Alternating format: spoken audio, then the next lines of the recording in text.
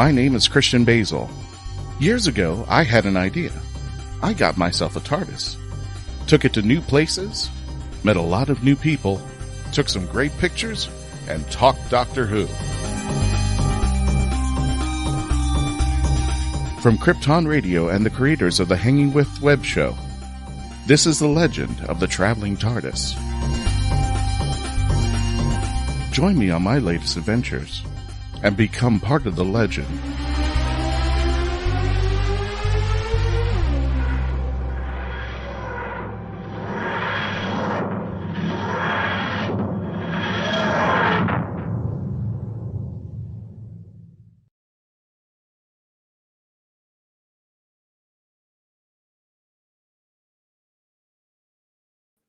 I was worried about that. Hello, everybody. Welcome to the Legend of the Traveling TARDIS. My name is Christian Basil. Welcome to the 5th episode of the Flux series, known as Doctor Who Flux. In the series, we're going to be doing a predictions, a reaction party, and we're going to be doing a review right after. Today, we are going to be examining the 5th episode in the series. Wow, where is it? Oh, my goodness. There we go. We're going to be reviewing Doctor Who Chapter 5, Survivors of the Flux. Now, if you decide you're going to be in the chat, and by all means, chat away. We're going to be reviewing this episode later on. So I'm just warning you right now, there will be spoilers once the episode premieres on BBC America.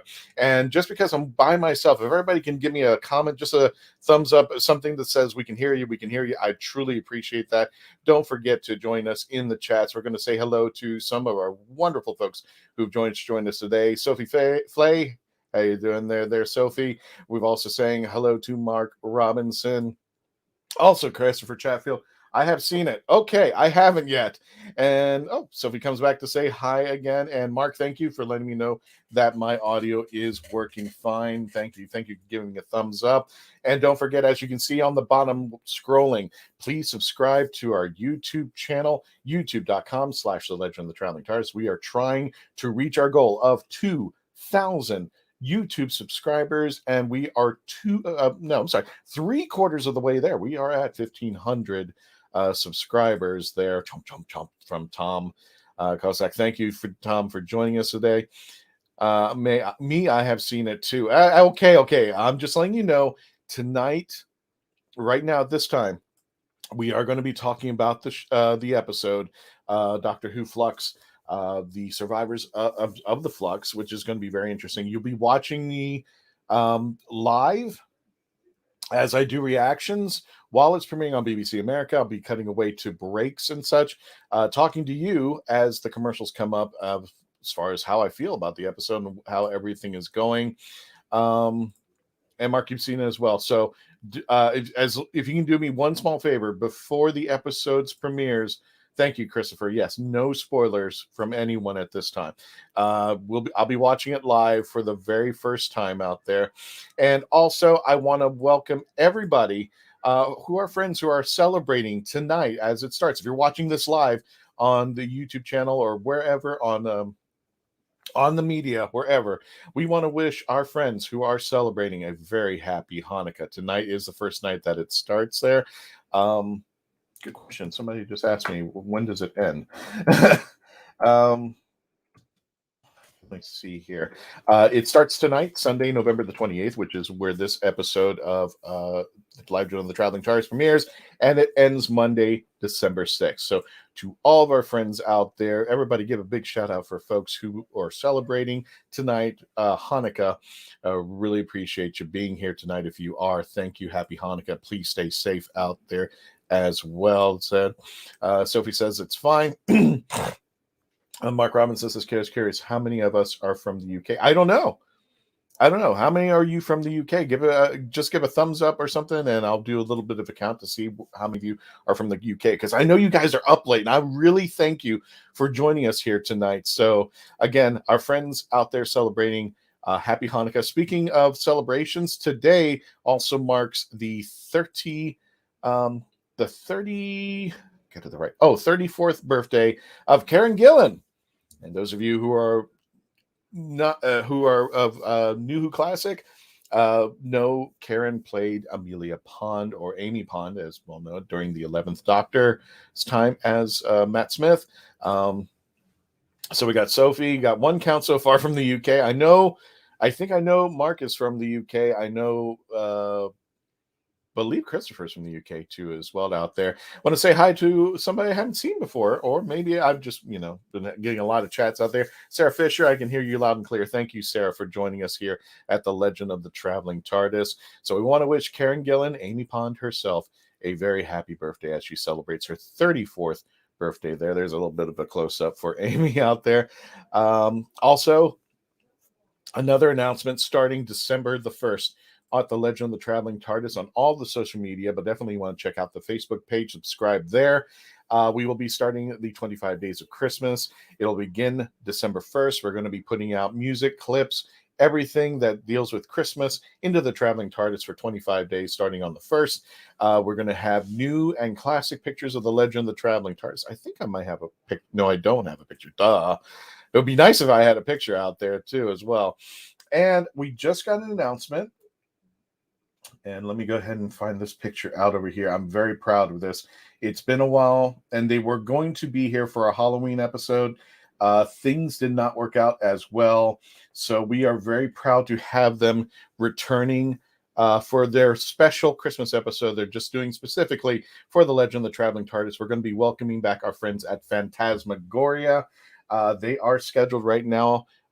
Keep in mind, as Doctor Who Flux, the reviews, and we'll be returning to our 6 p.m. Eastern Standard Time on Tuesday nights until we get to New Year's, when we will be reviewing Jodie Whittaker's 3-part special, which ends her run as the Doctor, as well as Chris Chibnall as the showrunner. And Sophie says, "Gosh, I love you guys. You guys stay up late. I don't know what you do for a living, but thank you so much for staying with me tonight and joining me." I'm hoping I'm having some other friends join us. And for those of you who probably are not familiar, we are having Thanksgiving weekend, for a better term. It did take place this past Thursday, but normally it runs the weekend from Thursday, Friday, Saturday, Sunday, and this is the last night of that. So a lot of our friends are having their Thanksgiving Day today, or they're with friends or family. So that's why I'm kind of here alone tonight. But I'm with you tonight. So thank you for joining us out here to do the review of the Survivors of the Flux tonight. Christopher Chatfield, I saw an animated adventure game with Karen Gillan on YouTube tonight. It was called Doctor Who Adventure Games. TARDIS lasts about 30 minutes with Matt Smith and Karen's voices. Excuse me, it's very good. Yeah, I haven't seen that game as of yet, but I'll be checking it out later. Miss live on Tuesday. Yeah, we're going to be moving back to we're going to be going back to Tuesday, 6 p.m., which is our normal scheduled time. But if we have New Year's Day special, which I know that I think that's a Thursday, if I'm not mistaken, we'll be reviewing Jodie and the last 3 episodes that she'll be having in the new year, starting on New Year's Day. Karen Gillan also played a Soothsayer in Doctor Who. Yes, that's right. It was The Fires of Pompeii, which also had the future 12th Doctor, Peter Capaldi, in the role as well. So 2 people who would return to Doctor Who, even though they have premiered. Next week, this coming Sunday, will be the final episode run of our Sunday run, Doctor Who Flux, which will be the 6th chapter in the series called The Vanquishers. And this will be the last run that we'll be doing on a Sunday night, unless things change for the 3 episodes that are coming up in the new year. We will be returning, so mark your calendars. We'll be returning to Tuesday nights at 6 p.m. Also, we will be reviewing that episode and the 2 other episodes that will be coming January 1st out there. And don't forget, if you haven't checked it out, we also have our classic episodes of our reviews, The Village of the Angels. We also have Doctor Who Flux Once Upon Time, The War of the Centaurans, and the very first episode, which was the Halloween Apocalypse. And if you are in the mood for the holidays, look no further than our TLTT Thanksgiving Foodie Special. All of our team got together. They did a live demonstration of all their favorite geek food. Some of them weren't necessarily geek, some of them were, but you can check it out for yourself out there. Get the recipes from them as they are preparing them, and get to watch them because they make it look easy. They actually do make it look easy out there. And I was very hungry that night, and I do apologize. Yeah, Mark, fire Pompeii's. Yeah, that is correct. That is correct, Christopher.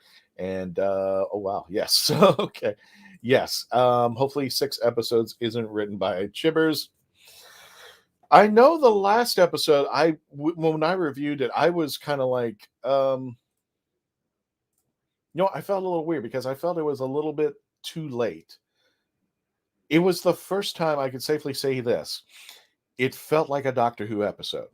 It actually felt like we were going back to that. And that's when I questioned whether even Chibnall, because Chris Chibnall co-wrote it. And let me pull this up because I don't know her name. Hang on one second there. Doctor Who. If anybody wants to pull it up in the chats, that's cool as well. Doctor Who Village of the Angels. The other writer her name is Maxine. I wish they could just make it easier. There we go.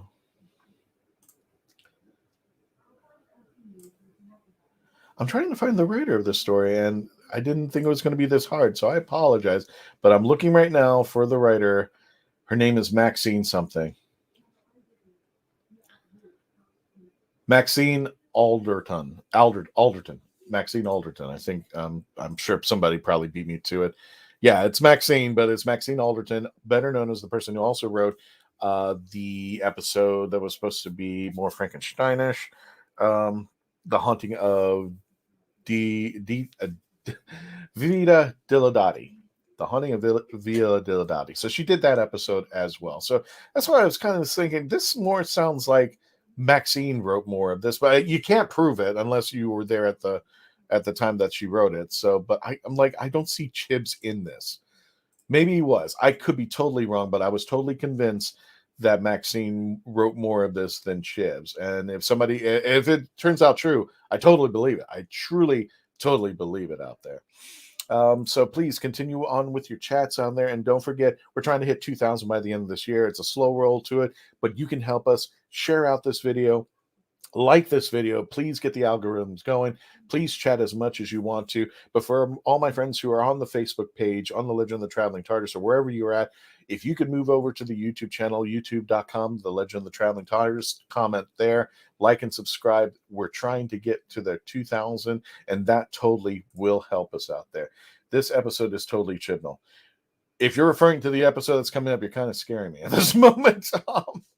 Chibs is definitely wrote this episode. I don't know if you were referring to the episode that's coming up or the episode that is the past episode out there. But if Chibs wrote that, sorry, I didn't mean any disrespect to Maxine, but I just didn't see anything Chibs about it. Chibs writes more drama for me than he does more action packed. Don't I always scare you this one? Yeah, Tom. Okay. All right. Now you guys are scaring me because once Chibs takes the reins, I kind of like fall back and go, oh, God, I'm really there. So today's episode. Okay. All right. I'm still going to watch. You're going to get my reactions. You're going to see what I'm doing out there. Christopher, I wouldn't be scared. It's very good and plenty of action. Okay. I believe you. I meant the last thing we saw was Jodie turning into a weeping angel. Spoilers! If you're watching this episode, but that did happen. And I'm sorry. By the way, I'm going to, let me put this up over here just in case, because once we get to the part where once we get to the part of the review, I'm just letting you know. What? Spoilers.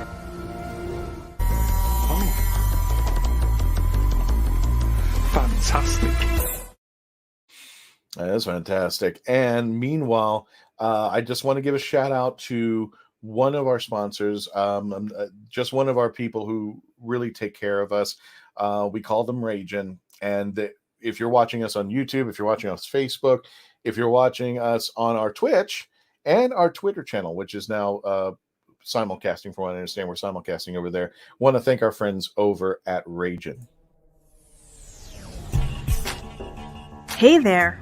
This is Meredith Loughran with Ragin', and I wanted to let you know that we encourage and promote independent creators and their projects through organic interaction, consultations, and more.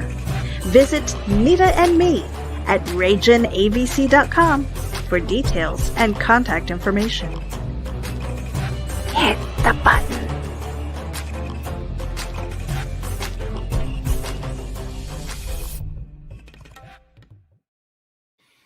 All right, and continue our chats over there. And like I said, if you can make your way to the YouTube channel and help us out, help us grow that. Even if you go over there and just put a thumbs up or something, that helps us out a big deal, especially sharing this episode out there. Wouldn't be, it's good and plenty of action. Sophie says, "Day episode so good and enjoy the episode." Okay, I'm hoping I'm following your trails, guys. I'm hoping that I'm going to be just as excited about this new episode as you guys are out there. And remember, yes, I know Kate Stewart is going to be involved out there. That's not a spoiler. We've seen her in the trailers.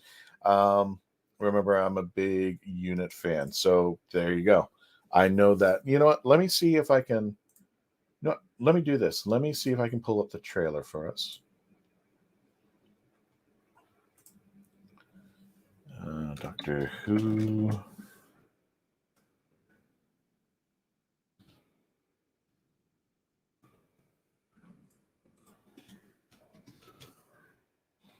And if you know anything about me, I try to stay off of social media. It does fail me at times. But let's see here.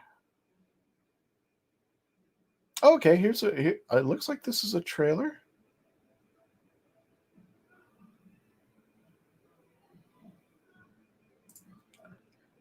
Okay, hold on. Okay, this looks like a trailer. Let me play this for us. Let me see what goes on here. I'm going to share my screen. Pull up. Let's see. It's been a while since I've done this, so sorry there. And this is... Bring that up. Okay, this is the first look trailer at Doctor Who Flux Survivors of the Flux. Let me just check it out now. I haven't seen this trailer as of yet, so you're seeing me for the first time. So for those of you who haven't seen the episode yet, let's check this out. Hang tight. Get the audio going. And let's... We've been in this decade for 3 years now. Do you think we'll ever get back? It's very hard. How you expect to protect this pitiful race, I do not know. Earth's shield is now breachable. Can you feel the time force growing? It's working. Just as we planned.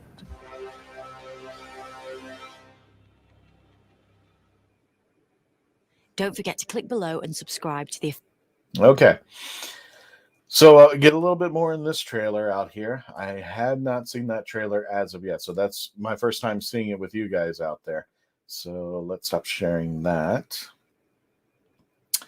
And it's a big red button this time, okay.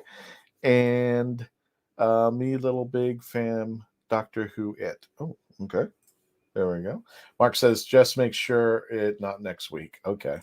And Christopher Chatfield, I will say you need to spot Chibble's classic Doctor Who reference Easter eggs in this one. There are a few. Okay. I'll be on the watch out. I'll be on looking on that. We got T-minus 39 minutes beforehand. I'll tell you what, I'm just going to run to the restroom for a little bit there. Let me go ahead and run some commercials. When we return, please continue your chats. You can continue chatting on. If you haven't, please subscribe to the YouTube channel down below. I'm just going to run some commercials so we can pay for this show. And Rotten Foods, Spokes, it, shun. Okay. I'll go ahead and run some commercials. When we return, we'll be continuing to go into your chats. We are about 38 minutes away from the premiere. Stand by, please. I'll be right back. See ya.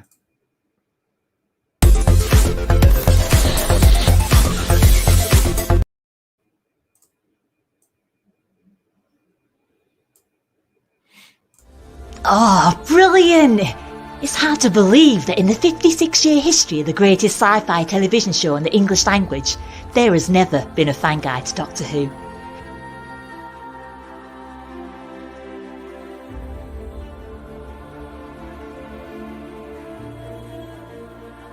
The official books might give you what they think you need to know, but only a guide written by a true fan will give you what you really want to know. Join Whovian, the brilliant Mackenzie Flaw, as she takes you on an intensive journey inside the world of the first female Doctor. In the Binge Watcher's Guide to Doctor Who, Season 11. Right, let's get a shift on. This is Cosplay Michael with the Hanging with Love Show. I want to tell you about my friends at Embellis Effects in Orlando, Florida. They've got makeup, costumes, and props for all of your costume needs. And the team at Embellis Effects is helpful and friendly. Embellis Effects is one of my favorite places, and I know it will be yours too. I'll see you there. Or go to embelliseffects.com. And remember, cosplay is for everyone. Meet the Doctor. I'm the Doctor. But not the one you were expecting. All right, sexy. It's time to go home. Doctor Who Velocity. Streaming now. Jackie Sonnenberg's My Soul to Keep is a ghost story rooted in the realities of actual cults. When 13-year-old Sky Monroe arrives at her new boarding school, all she can think about is death and connecting with the afterlife. Soon she discovers her school's spirituality group, the Guardians of Light, and they have a secret. They can speak with the dead, and the organization is a cult. But this isn't Sky's only problem. The campus house where Sky resides is haunted, and even the ghosts have an agenda. They intend on getting the souls they want. Filled with mystery and intrigue plucked straight from the headlines, author Jackie Sonnenberg's research and attention to detail give this ghost story an even more eerie atmosphere. Find My Soul to Keep on Amazon.com today. And if you're just joining us, welcome to the Legend of the Traveling TARDIS. My name is Christian Basil. My team is taking a break for Thanksgiving Day weekend, and so happy that you'd be joining me here tonight. We will be reviewing. Let me get that banner up there. We're going to be reviewing. Well, actually, we're going to be doing predictions, reviewing, and then, well, wow, I couldn't get that all wrong. Sorry, you guys. That's why I need Melanie here, because she keeps me straight. We're going to be doing predictions. Then I'm going to be doing a reaction party, which basically will be me sitting here watching the episode live while it premieres on BBC America. I'll be taking breaks in between during the commercials, letting you know where I am, because I know some of you actually watch while I'm watching to see where I'm at and see how my reaction is going out there. So, and then we're going to be doing a review, usually that lasts between half an hour to an hour. And some of you have already told me you've already seen the episode, so I'm going to be very interested on how everything is going on for tonight's episode out there. Okay, Mark said he didn't like tonight's episode. That's fine. That's fine then. Cool. I'll be here long. Okay, Tom, thank you. And you don't need a team. You have us like you did last week. You know what? I love all you guys. I really thank you for supporting me and what we do here. I'd like to say that I don't need a team. And yeah, last week there were a couple people who were interested in coming onto the show, and then they said no at the last minute. And then this weekend, I kind of knew I was going to be by myself because of the holiday, and I felt bad. It's kind of strange. It's just asking friends. And it's a holiday, and it's just like, yeah, can you guys help me out with something? I know it's a 4-day weekend for you, but can you at least in this particular moment help me out there? So yes, little yes. And tonight, yes, Sophie. I'm just glad you guys are here to enjoy the episode, and there's some of you coming up over here, and let me see here. I think I had some more announcements coming up. Oh yes. I'm sorry I don't have any pictures of it, but let me do this. First of all, for those of you who I mentioned earlier, I just want to announce this again because this is really cool. On the 21st of December at 6 p.m. Eastern Standard Time, as we return back to to our normal schedule, this will be the premiere of our friends over at Phantasmagoria. They're going to be coming back to do a Christmas special specifically just for the Legend of the Traveling TARDIS, and I am very excited about what they're going to come up with. And I was thinking about we're going to be doing an episode coming up. I don't know when it is, but if you guys want to entertain it a little bit while we're here, what we'll be doing is, let me tell you about the episode. For the longest time, I've been nagging Nick Briggs. By the way, for those of you who may not be familiar, yesterday we got word from the Big Finish Twitter site. Nicholas Briggs unfortunately did get COVID-19.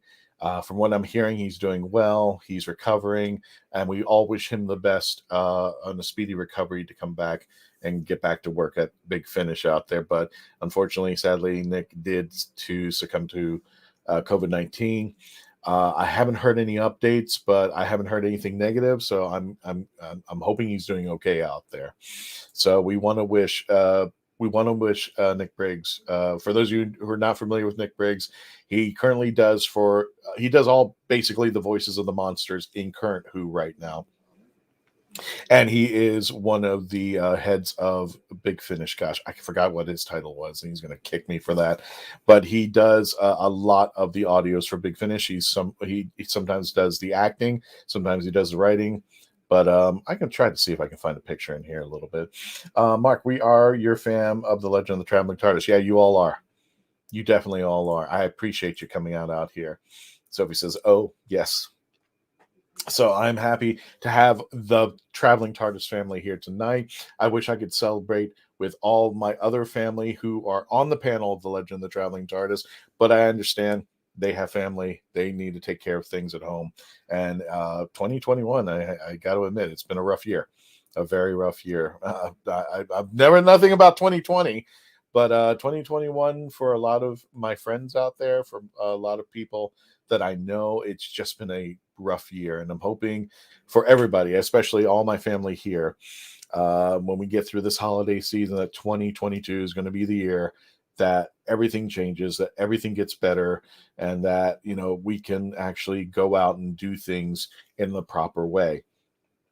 Speaking of proper way, I don't have any photos of this, so let me go ahead and just make the announcement. And you're going to see this popping up in the Legend of the Traveling TARDIS. If you're in the Central Florida area, January 15th, we're going to actually have two conventions back to back in the new year, in January.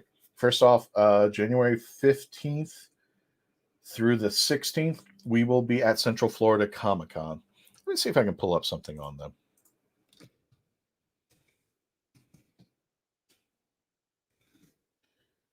There we go. And booyah. Oh, cool. I was able to find something. Hang on a second. I'll go ahead and bring that up.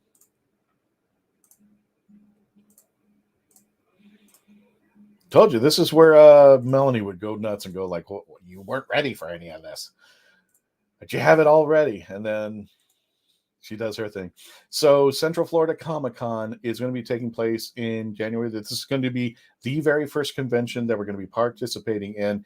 All you have to do, if you're in the Central Florida area, this is in Lakeland, Florida, and we're going to be at the RP Funding Center in Lakeland. I haven't negotiated with the team as of yet over at CFCC, but we're going to be hosting Doctor Who panels. Melanie and I, it's still a little bit early, so Melanie and I and the team are going to be working on panels. If there are any panels that you think we should be looking into, we were thinking about doing definitely we're going to be talking about possibly having Flux panels, talking about Jodie Whittaker, talking about Chris Chibnall. But if you want to throw some ideas in the chat of where we can talk about, or some ideas of panels that we could be hosting when we get out there, please let us know. But this is going to be the first convention that we're going to be attending. Current guests right now, I'm not familiar with it, so I do apologize. But these are the 2022 guests. Caitlin Barr from Black Clover, My Hero Academia, to Love Rue. Amanda Connor from the Harley Quinn comics, Supergirl comics. She's going to be out there one day for Saturday only. Just Cook with Dragon Ball Z, Fire Force, Fruit Basket, and My Hero Academia. Josh Grell, and shout out if you know any of these people. My Hero Academia, Attack on Titan, Yuri, and on Ice and Soul Eater. George Lowe, most of you know him as the voice of Space Ghost. He's also done Robot Chicken, The Brack Show, Aqua Teen Hunger Force with Carrie Means,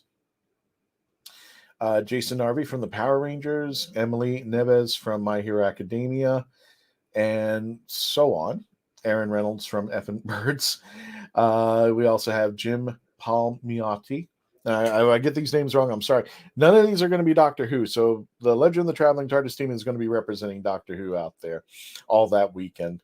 Lindsay Sedell, Dana Snyder, who's also from Aqua Teen Hunger Force. I've seen him before out there. I think he lives in Florida. Catherine Sutherland from Power Rangers, and Alexis Tipton from My Hero Academia, as well as Dragon Ball Z. So if you're familiar with these guests, Unky George, yes, Unky George out there. So we are going to be going out there. That will be a first convention, which will be taking place in the middle of July. And let me see if I can pull up the other convention.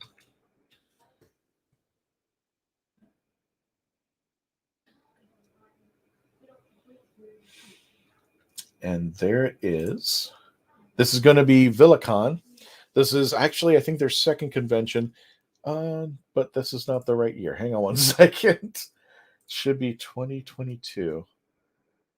And I believe, yes. There we are. This is going to be taking place the weekend after Central Florida Comic Con. This is VillaCon. They have a special called Nightmares versus Dreams. This will be taking place January 21st through the 23rd. We will also be out there, and we will be discussing Doctor Who stuff. I know that Jessica was at that convention representing the Traveling TARDIS last year, and she did a special panel. I didn't get to see it, but she said everybody had a great time. Everybody had a great time, and it was a discussion about villains on Doctor Who. Let me grab your chats because I've seen a few have come up. Mark says, have USA been told about the new COVID variant Omicron? It just hit the UK this weekend, so everyone stay safe. Wasn't that a Transformer, I think? There's just coming up some weird names with COVID-19, but Omicron. So yes, please, if you are anywhere, please stay safe. If you have the means and you feel comfortable about doing it, please get vaccinated. I know that the vaccines were a lot easier to obtain at this point. So yes, please stay safe out there if you can. Do what you need to do to protect yourselves. And if you have the means to do it, by all means, go for it. Get vaccinated. We encourage it. Righty. And Christopher Chatfield says, it's interesting that someone said that Omicron was an anagram of the word moronic, an ironic reference to this new virus. I didn't name it. That's all I'm going to say. I didn't name this virus. So if it gets weird, yeah, I had nothing to do with it. So it's kind of like hurricane names. A friend of mine is just like, you know what? They should name hurricanes after something mean. And there should be no Hurricane Ira or Irma. It should be like Hurricane Bubba or Bertha, something like it's you know this is going to be serious. But if you have a name like Omicron, you know, is anybody going to take it serious? It does sound like a name of a Transformer out there. So yes, you're very welcome, Sophie. Please stay safe out there. I also thought Omicron a Transformer as well. I thought it was that's Unicron. That was the planet, the one that ate planets or something like that. Gosh, it's been a long time. It was Leonard Nimoy. I hadn't seen that cartoon movie in such a long time. It's ridiculous. Omicron is is a letter in the Greek alphabet. Okay. When we hit Omega, we're doomed. Yeah, okay. Literally, we are going to be doomed because Omega coming back. Let me go ahead and get rid of that. And it's been an interesting ride. And I do get the feeling that people, I'm not saying throw caution at the wind, but I think just people, you can tell that people are getting a little tired of. Let me give an example. When Florida first opened up, when it was the first time we opened up, and we had opened up earlier before a lot of states had opened up, they opened up the beach.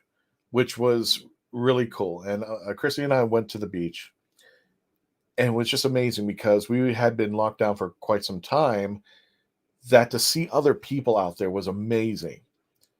I mean, it literally kind of brought me into a little bit of having little tears, because it was just, we hadn't had human contact for quite some time. Not real contact, but to go someplace where other people were and to do stuff, that was just nice. And that feeling, I think, is, after a while, I'm not a health expert. I'm not going to say anything to this nature, but I think the true nature of the human spirit is you just can't lock it down forever. We're not moles. We're not things that can stay underground. And I'm not saying that we shouldn't stay safe, but I think at some point the human condition is just not used to this, especially now we've been on social media for quite some time, and that's all we talk about. And if you see all the crap that social media has, I always say we're the anti-Twitter of Doctor Who shows. We don't want to start the fights. We want to embrace the geekdom as much as possible. But it's almost like 2020 wrote the rule book as far as how we interact with each other. And as you can see, we don't treat each other well. And it's a lot easier to have disdain for people than it is to build up something. And for the longest time, I've been wanting people to watch Doctor Who. That's why I've gone out to these conventions, because I would like to think I'm a big cheerleader of Doctor Who. Not only just a cheerleader, but I want people to love something that I grew up with. And anybody is not familiar with me, I started watching Doctor Who back in, I would say, the 70s on PBS when Tom Baker was the Doctor. And later on, when I started going back to conventions, when the reboot came, well, I would say the coming back of Doctor Who with Christopher Eccleston, I was so proud, because now I got to see a new generation of kids appreciate something that I grew up with. And we went from 4th to 9th Doctor. So this was so cool for me. And I could talk to the kids. I had something to relate to, and they had something to relate to me. And I'm watching cosplayers, cosplay, not only just cosplay the 9th Doctor at the time, but they were cosplaying Doctor 8. They were cosplaying previous Doctors. And then when finally David Tennant hit, the world had changed, and it just exploded on the scene how well Doctor Who had related to everybody. And I think this is where things got to turn around for me, because now I got to talk about the TV show that I always wanted to show, that I always wanted to talk about. And people, when I was growing up, you couldn't talk about Doctor Who. You just couldn't. It was something that was faux pas, because everybody else was talking about other stuff like Transformers, like DC and Marvel, and Doctor Who was just not appreciated, at least in my sphere. But the one thing I could give to social media is that there were people who were my friends in high school and in middle school that loved Doctor Who as much as I did, but they were afraid to do the same thing. And that sucks. And we shouldn't do that to people. If they want to geek out and have a good time, they should. And I think we kind of lost that thanks to the social media, that we can't appreciate, and we don't have to like everything. My goodness. I mean, if everybody is wavering upon what's been going on with Jodie Whittaker, look no further than the 80s on how Colin Baker was treated. And you don't have to like everything. You don't. You don't even have to like Jodie Whittaker. You don't have to like Colin Baker. I know a couple women who don't like David Tennant. I didn't think that was even possible. But there we are. And that's fine. It's okay. But the thing is, when I started talking to people about Doctor Who, I wanted them to have the love that I did. Now, we can't all have the same love, because nobody likes everything the same way. Otherwise, it's going to get boring. Some people like different Doctors. Some people have different favorite Doctors. But I think the most important part is everything connects to Doctor Who for us. They're all the same alien. And we've had some really great stories, and people like Douglas Adams and Robert Holmes, who just wrote some brilliant scripts. And not only that, but even today, Russell T Davies and Stephen Moffat have brought out some brilliant stuff. And I loved it, because that's where I could see. I'm hoping that Doctor Who outlives me. I'm hoping that when I'm in my wheelchair, my electric wheelchair, looking like Davros, my 100-year-old, cosplaying Davros and going around kids, and I'm hoping that the next generation will see Doctor number 23, David Tennant III, playing the Doctor, and that would be cool. That was just me. That's my love for this show, and not only that, for the love of the people out there. But I'm just winding on. Let me get to the chats. Hang on one second. I just had a message come up. I just want to make sure. Oh, I'm sorry. I was hoping one of my teammates would join us, but it wasn't that. I apologize. Yes, Orson Welles was Unicron. I love that. How you can get Orson Welles into a movie cartoon about Transformers. I thought that was awesome out there. Christopher Chatfield, can I just say, Christian, keep your eyes and especially your ears open for those classic Doctor Who references in the show tonight. I had to play back the episode to catch one. Oh, okay. I'll be trying to. I'm hoping I can do it. Sophie, yeah, true. Yeah, I'm hoping so. I hope by October 2022, you and the rest of the team can come gather to buy Sons of Scar. I would love to. I'm hoping as things open up, we can expand our horizons. But also financially, we're just kind of stuck here in the Southeast states, but we're working with Fan Expo right now to see if we can expand our horizons to move out a little bit more southeast into the United States. And if you can find somebody who will bring us over, I'll be more than happy to bring this metal box over, which is not here right now. Melanie still has the box. I'm hoping I can get it next week. But she took it to Fan Expo Dallas in Colorado, and she had a great time. And you can actually see some photos at the facebook.com, the legend, the Traveling TARDIS there. In the 70s, me too. You were an outcast at school if you were a Doctor fan. That's why I love the high profile interest now. Yeah. For those of you who grew up during my time, just imagine if you cosplayed Doctor Who and people were making fun of you. I mean, I actually, for Halloween one year, dressed up as Doctor Who, and just people were just giving me stares. It's just like, really? And I made up my own costume. I had an old robe, I had a scarf, and I had a hat, and I just threw those together, and that was my Doctor Who. Home from work, yeah, having a good time tonight. Yes, I am actually. Dan, you're here, and all my my Whovian friends are here too, joining in. So welcome there.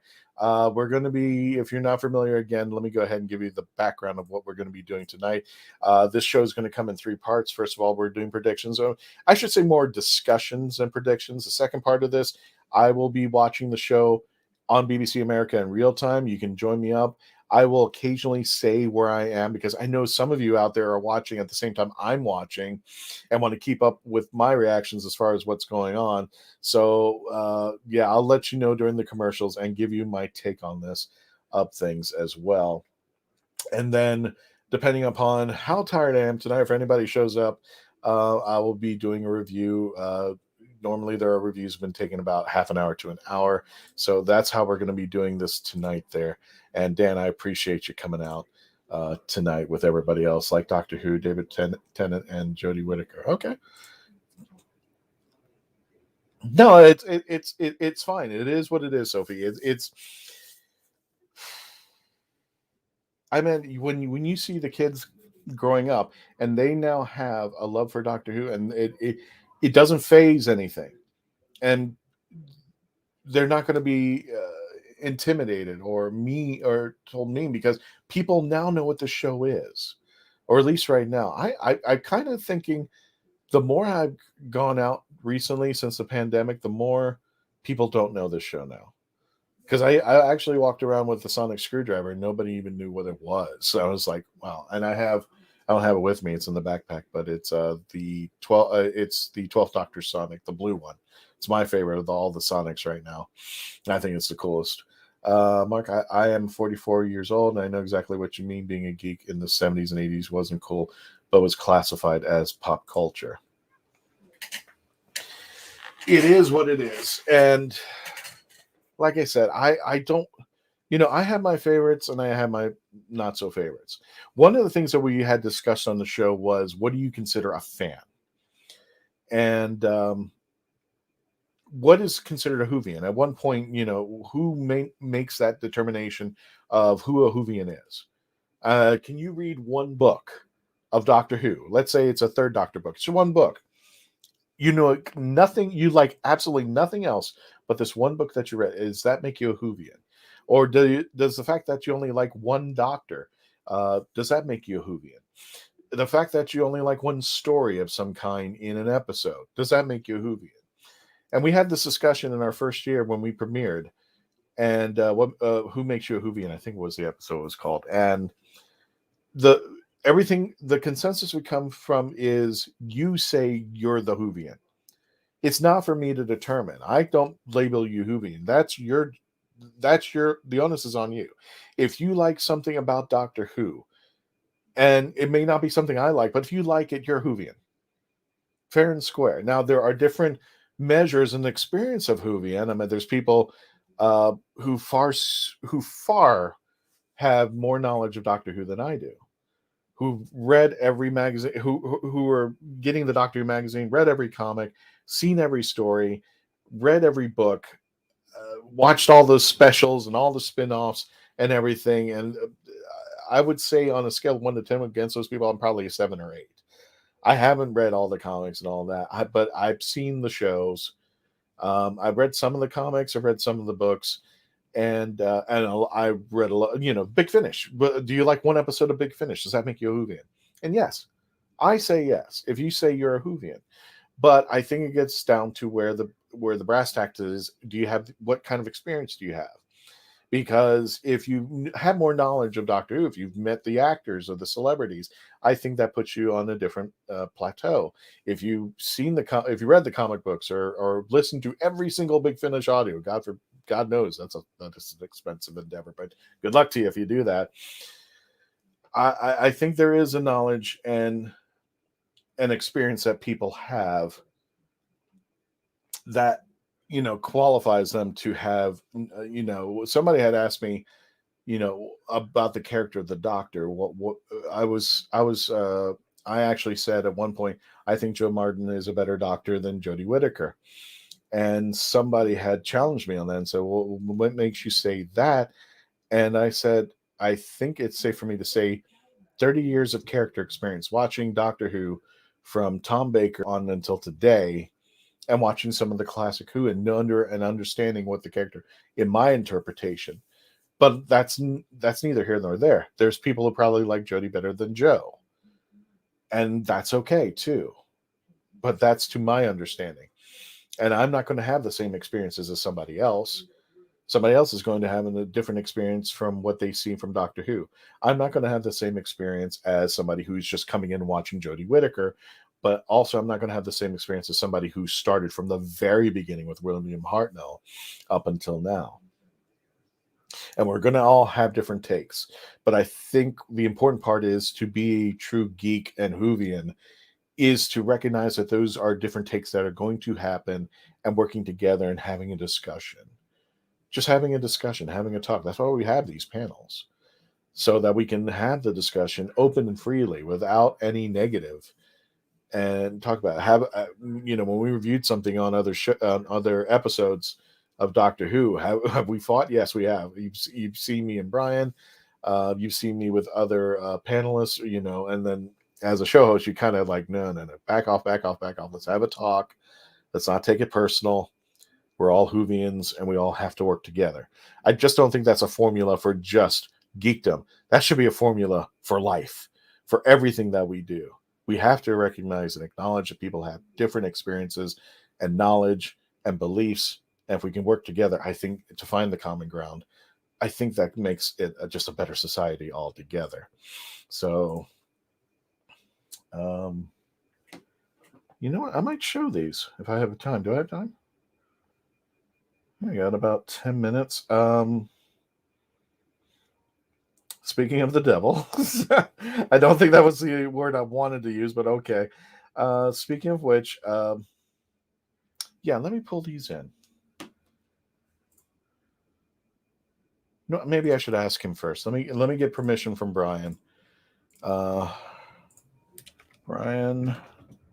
I'm on the show live. at the moment. Can I show people your pictures?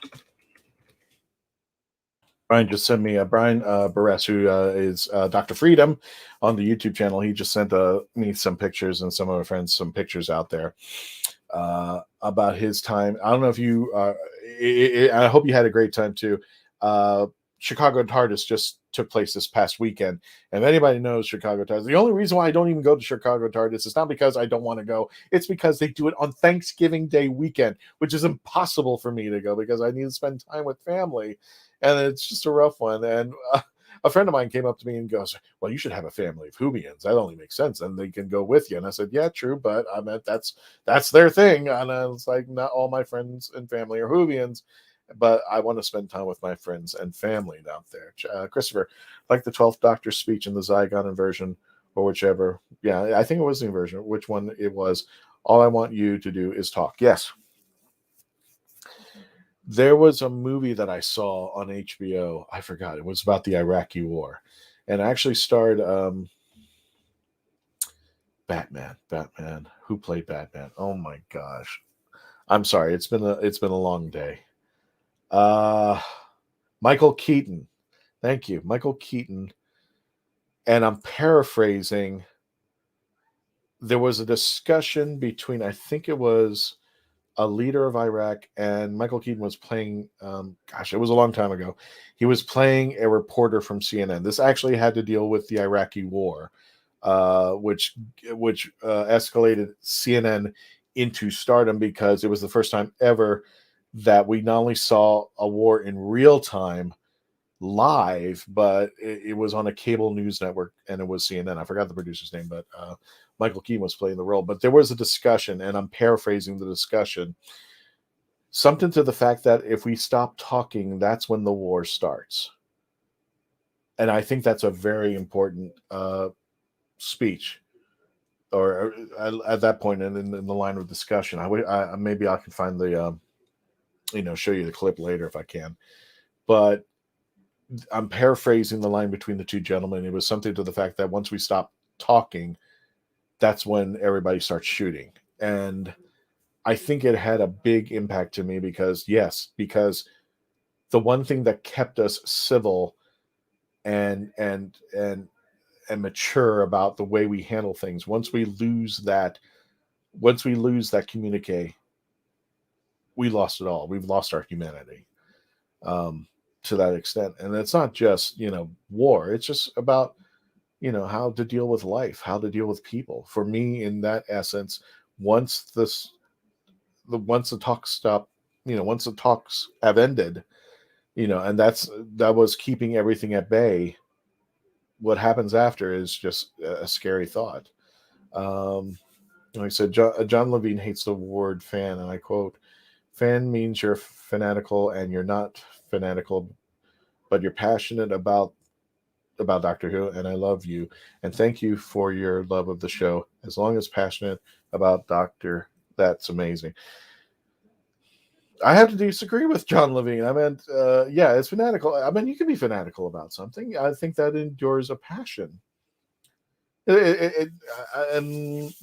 not against it, but I think if you're a fan, you have a commitment, in some cases, body and soul and mind, to something of a passion that you love. It doesn't necessarily even have to be a TV show. It could be something about crafting. It could be about cosplaying. It could be about a TV show. And if you're somebody who loves space, whatever. I think it's important that we. If you're a fan of something, then that means to me you have a passion for something. In my mind, if anybody has a contradiction to it, that's fine. If anybody wants to bring it up there into the chat, that to me is. Oh, there you go. See, Sophie loves science, or in this case, as we're talking about a TV show, science fiction. That to me is incredible because you're. How do I put this with something else there? When it comes to being fans of a sporting event. Let's just say I'm just throwing this out there. 49ers versus Dolphins. You have people who are fans of the Dolphins and fans of the other team, the 49ers. But their fandom separates them. Even though they have a passion for the team. I'm pleased. I apologize if I sound like I'm just messing this up, and I've got a few minutes before the show premiere, so I'm keeping an eye on that. When it comes to the geekdom against the sports, I mean, they have a passion, but it's only a passion for what they like, and to hell with the other side, because the whole idea is being competitive, which is fun. There's nothing wrong with it. It's fun. But I think when you get down to like when you go to like conventions and cosplaying, you will go to a convention and see Captain Kirk playing with a hacky sack with the 10th Doctor, with a Dalek moving around, with Captain Mal from Captain Mal coming out there and looking on while Princess Leia is, just waltzing around out there. They're sharing their passions together.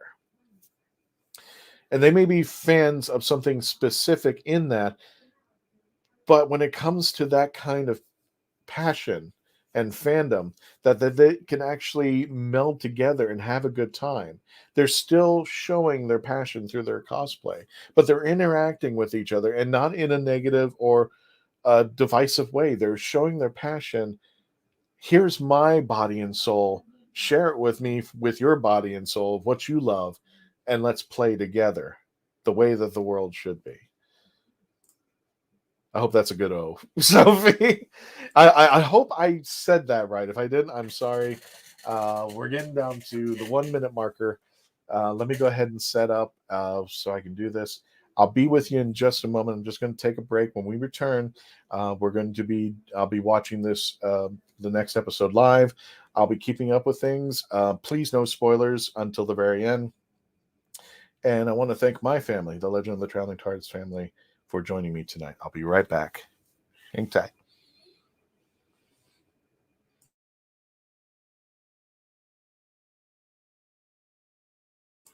I really don't know what that is. It's kind of scary. So let me see if I can change that.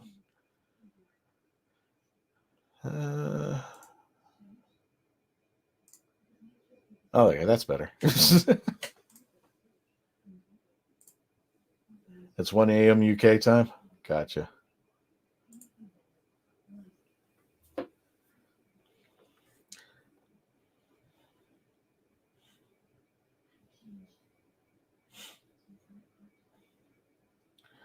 Right, here it is. I am watching the show live. Hang on, let me get my camera back up. Let me get that banner down. Oh, well, that's a little bit...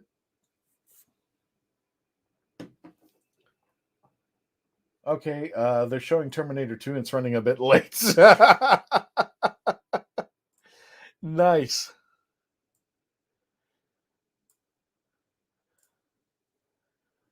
Yes, Tom, Karen is looking at you. Okay, it just started. So everybody, we are in watch time.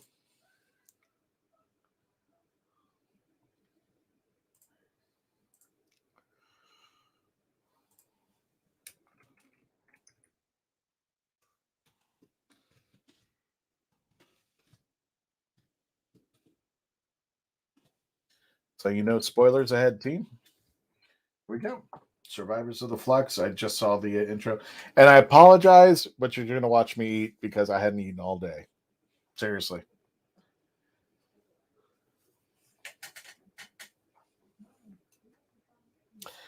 Jodie looks a little different. That's all I can say if you saw the previous episode.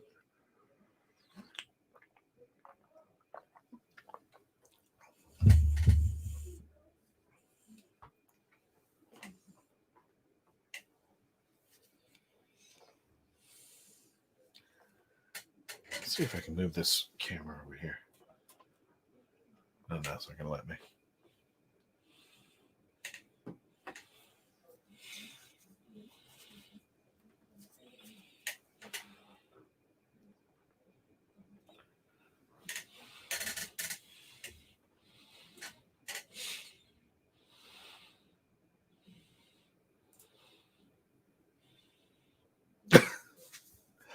Not implying anything. Maybe.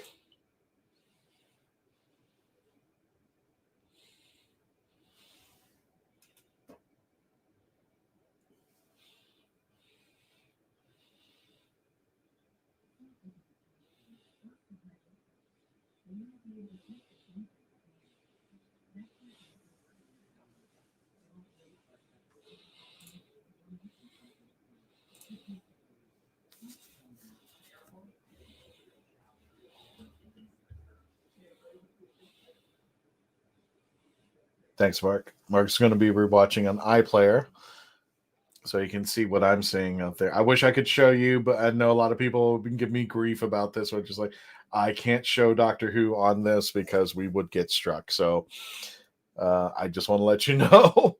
That's why you're only going to be seeing my reaction. Yeah, but having a problem with DirecTV. Think the system is using Chibnall's writing? Maybe. I don't know, David. I had DirecTV. If you're referring to the satellite dish, that thing's awful. I hated the satellite dish. The satellite dish does not work. It is awful. I am sorry.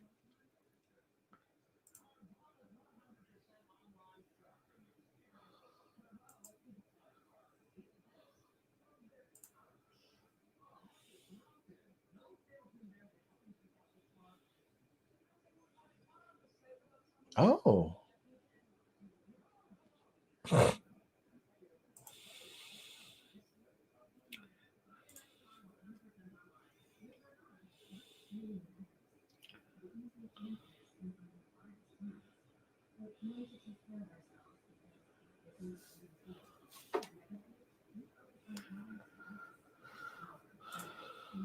Oh, sorry, dude.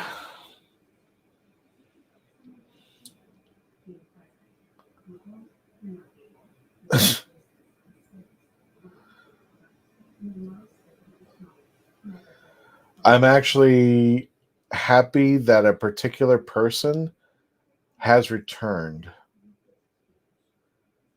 Has something to do with rope.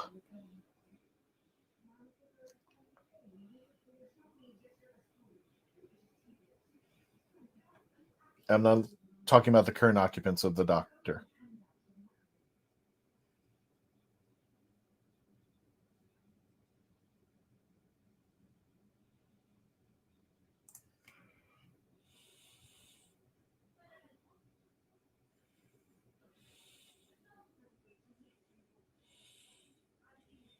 Okay. I don't.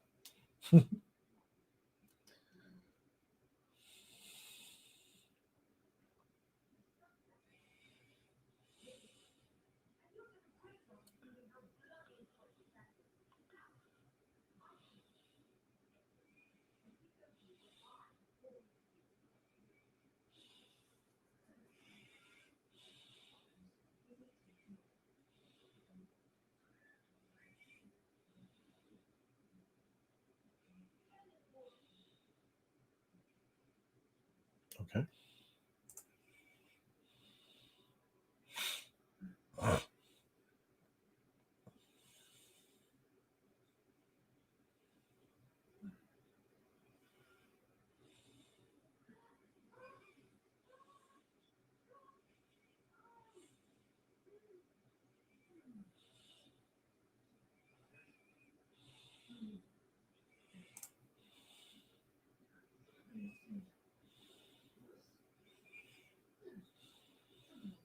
And if you're just joining us, welcome to the Legend of the Traveling TARDIS. We're doing a live chat. You're more than welcome to chat. We just ask no spoilers for just folks who may not have seen this. I'm watching Doctor Who Live on BBC America, The Survivors of the Flux, which is part 5 in the Flux series.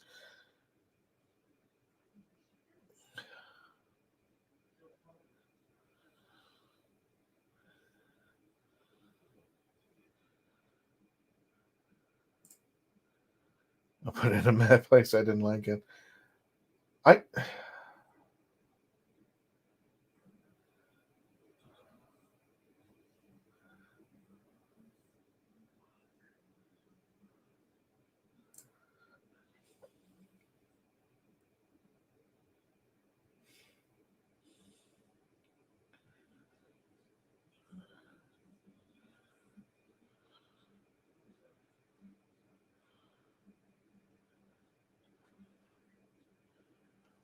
I will say this. Is this a Chibnall episode?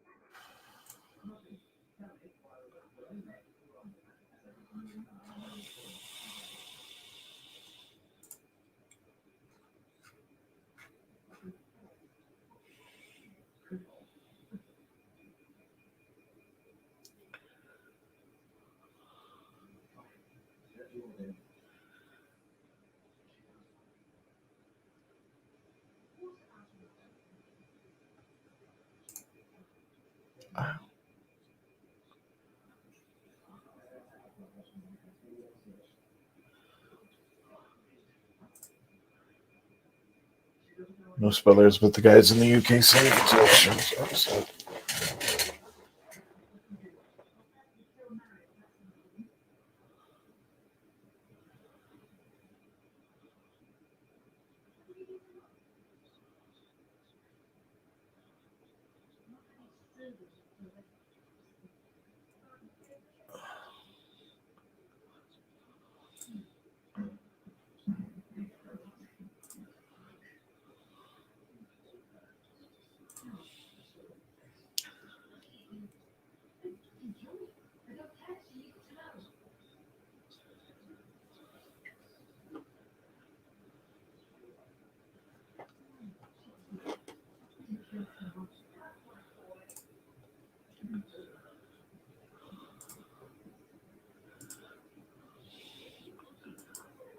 Well, by name we know the writer is Chris Chibnall because I've looked it up.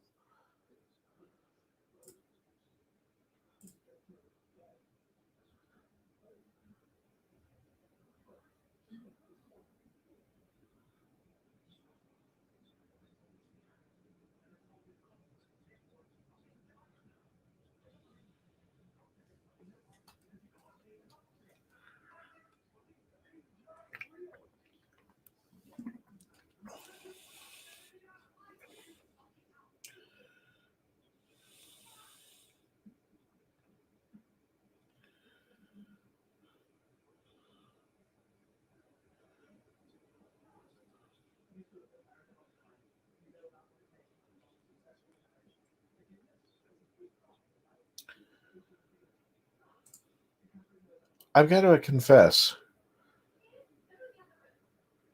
it always, Chris Chibnall is. We're in a commercial break right now. For those of you who've been following me, we've paused at the. Well, we know that Unit's in there, but there was a mention of Units. The first time we can. Shut up, Tom. Okay. It's more confusing than now. I'm just like, we're in episode 5. Can we stop the confusing stuff and actually put stuff together now? It's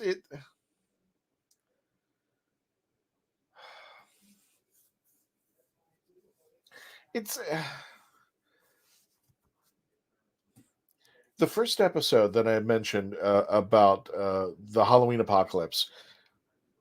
I thought it was really good, but after I looked at it again, I felt like somebody had taken a bunch of movie trailers that were kind of unconnected and started putting them together. There was a little bit of a connection, but that's what it felt like. Just felt like unfinished movie trailers that they just meshed together and made an episode and called it the Halloween Apocalypse. It piqued my interest, but it just felt like it wasn't addressing anything. It was junk food. That the best way I can put it. It was junk food. It got my appetite going, but it wasn't fulfilling. It's like I was eating a lot of junk food and nothing good was, I wouldn't say nothing good, but it was just like, well, that was it. There's nothing fulfilling. If you come to eat dinner and somebody just hands you a plate full of junk food, that's what it felt like it was doing. It's like, well, I'm not being fulfilled by what's going on. And I kind of like the throwbacks about this, and especially as Mark put it, the retcon of Unit. But it's, again, can we start putting the puzzle together? I'm hoping I'm wrong. I'm hoping later on, and of course, a lot of people criticize BBC America. I know you guys in the UK criticize BBC America because we got commercials in between. So it kind of like it's a running train of what's going on, and then it has to stop because we have to watch 5 minutes of puppies. And oh wow, a puppy peeing on the ground and a vacuum cleaning it up. Literally, that's what I'm watching right now. So, okay, whatever. But I understand where people have their misgivings about commercial TV, because if you're watching a series and you're getting to the emotional moment or you're getting to the crescendo, then all of a sudden you're seeing, diamond ring commercials, then it kind of just throws things off. It's just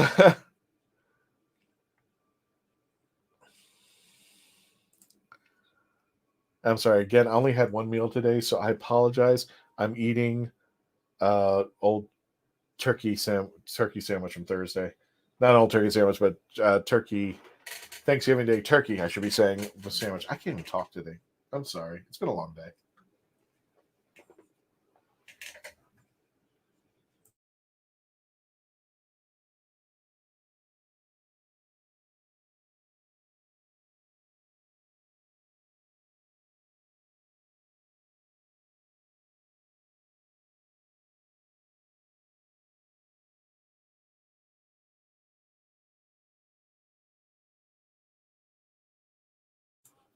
I had gone out and just had to run a ton of errands that needed to get done, and I really wanted to spend Sunday just relaxing and taking things. Yeah, sorry, Tom. Well, if you're having a late dinner, then you can have it with me right now because I'm having a late dinner. Okay, the show's back on.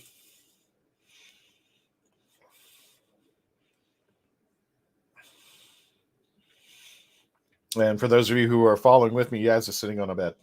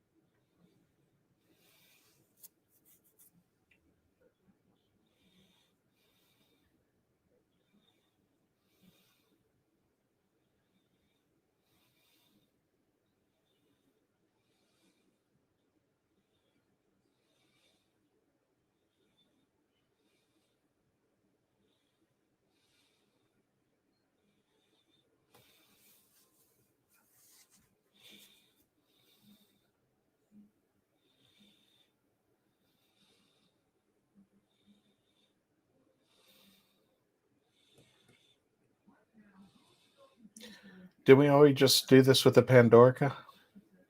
In another interpretation? If I'm getting this wrong, please let me know in the chats.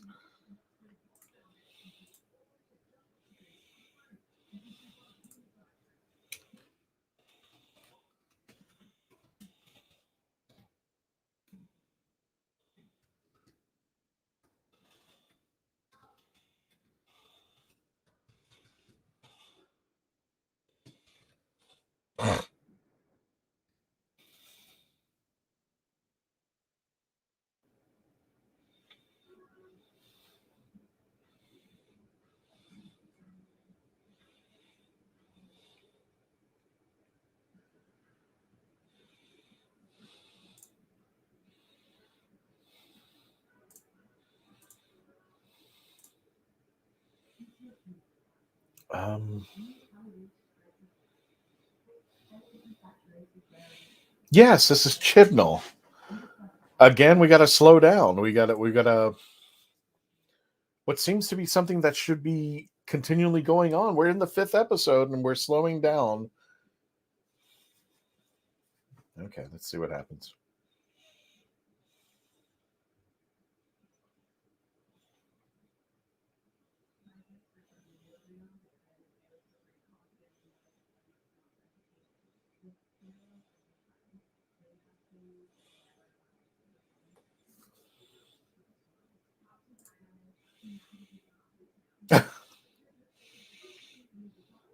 DirecTV is working in the building, in the gym.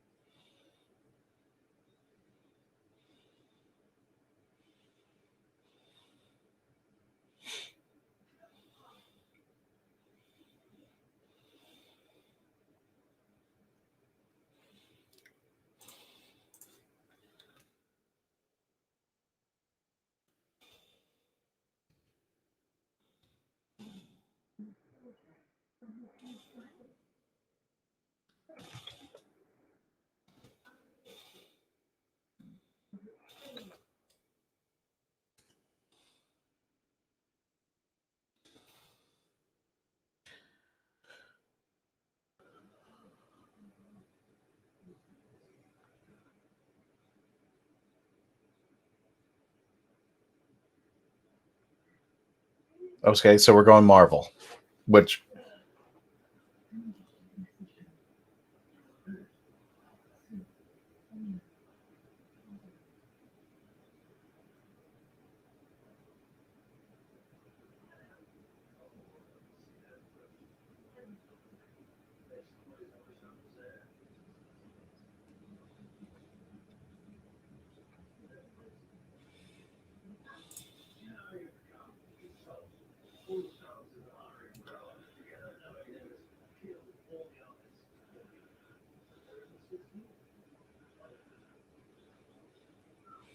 was started by a group, Chunky Gilmore.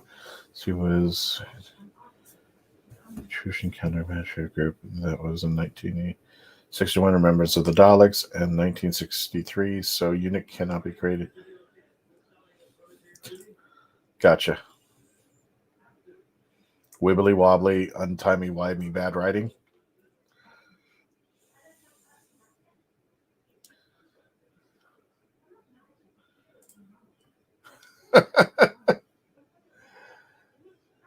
There's certain things about this Tom that does give heartburn. The series should be retitled Reflux.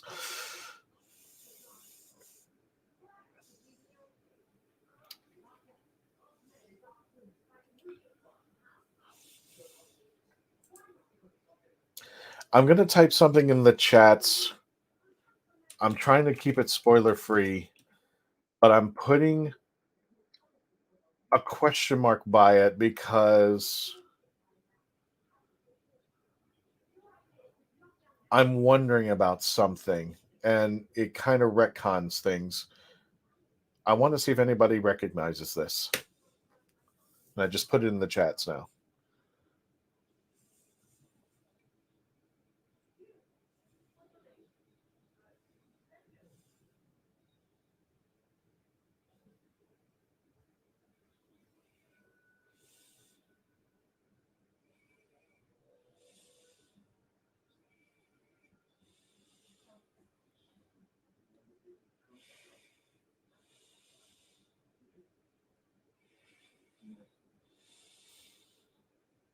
This series is bringing more questions than answers, and that's... You're right, Dan. It is in the 4th Doctor era, but if you're watching this episode, I have to bring it up after what I just heard.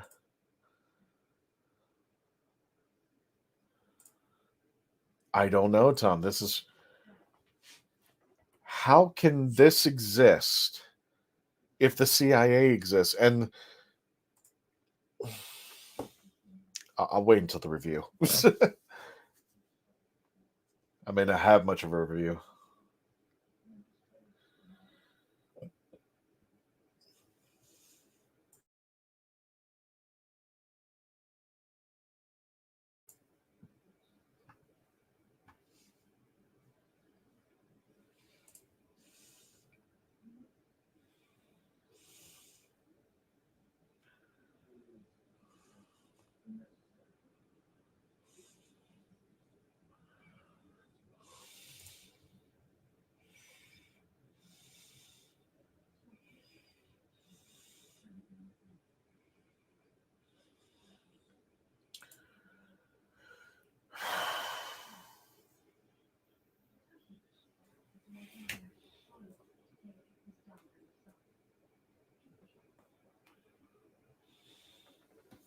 All right, we're in a commercial break. It ended with your power source and your playthings. Vendor shows up for just a moment. Tom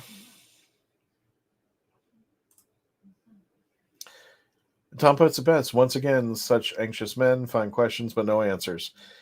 That's the best thing to tell about. I mean, like, we're in the 5th episode, guys. Where are we going with this? I see that there's something coming together.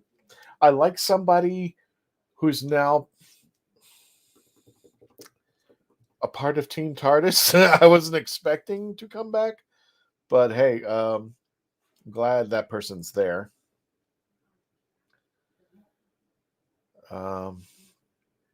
Is this real life? Is just fantasy? Caught in a landslide. No escape from reality. I'm seeing what you're saying, Tom. Okay. Let me just say this, and I'm just halfway, but please put in the chats right now. Just go ahead and help with the algorithms of it, especially on the YouTube channel. Yes or no, you have more questions after this episode. So, yes or no, if you had more questions after this episode? Or do you think this episode answered some of these questions? And I want to thank Commando Solo 193. Thank you for following us on Twitch. I appreciate that. Thank you. Really appreciate that. Yep. Help me.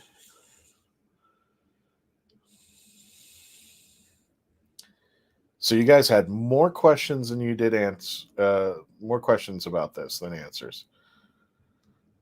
So Sophie says yes. David says Chimla has made it clear he doesn't want to be doing Doctor. He wants to be doing Star Wars. I know some people, and yeah, I'll keep myself to it. Yes, it is. Had more questions. Tom definitely had more questions. Christopher says no, and you'll find out why. Okay.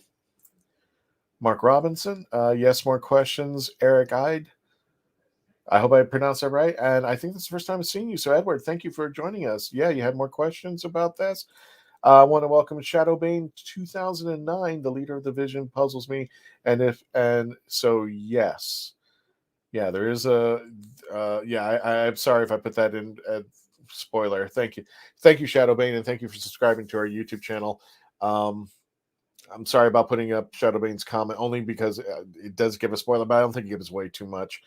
So everybody had more questions except for Christopher. Okay. Well, Christopher, I'm hoping that I get more of your... I see the angle of this, but yeah, we're in the 5th episode. We're half hour in, and my questions keep going. How? Why? What? Where is this going? So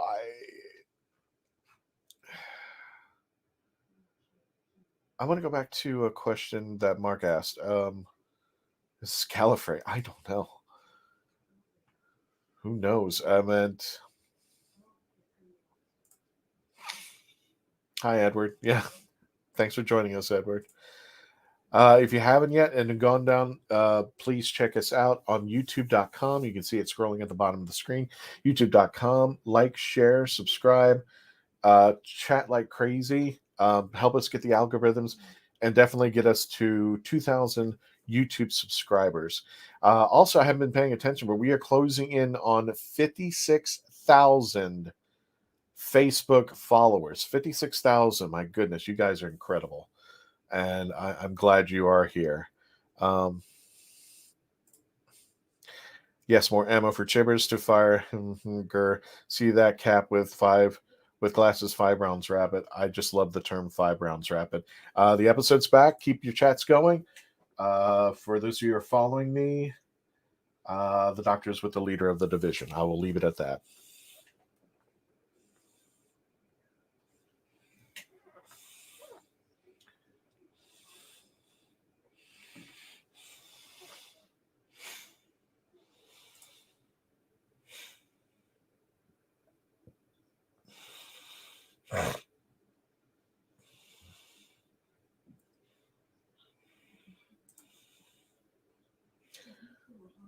David, I got to agree. There's a lot more shows that are doing the handheld cameras and what I call the Blair Witch effect, which is kind of like shaking.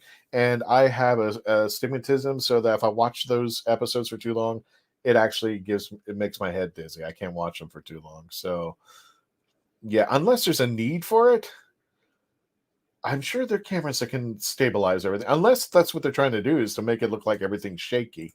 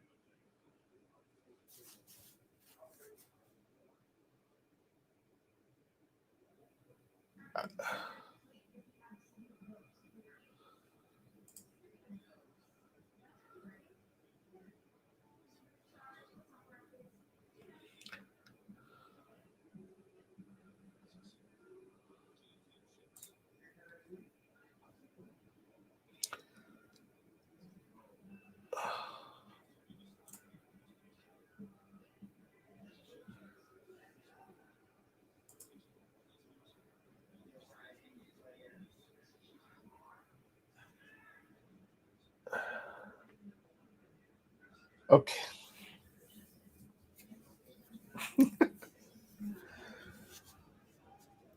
My head hurts.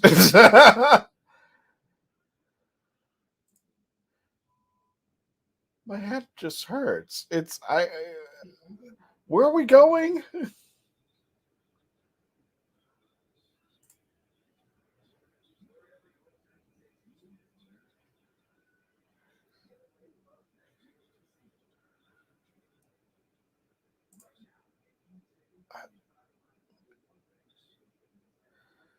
I mean, there was a revelation.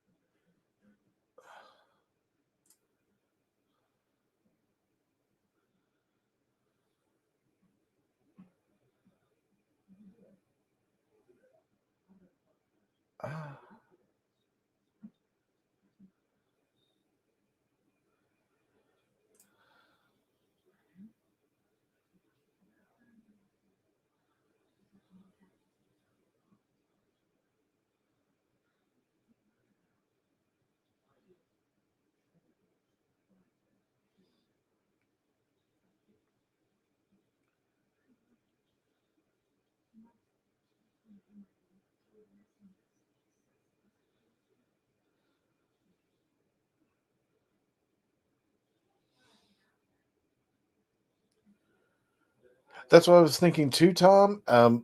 From what he was talking, what Dave was talking about, camera angles and stuff. But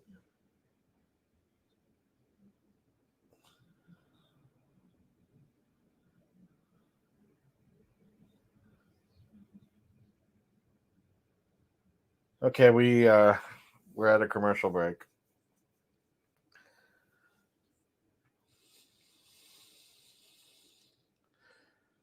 Am I stupid? Seriously, I don't. Oh, there you are, Mark. Mark, if you want to come on in, you're more than welcome to. I'm still watching it. We're at a commercial break, and I'll just say that the scene is call a doctor. I'll put it that way. So I'm not giving it too.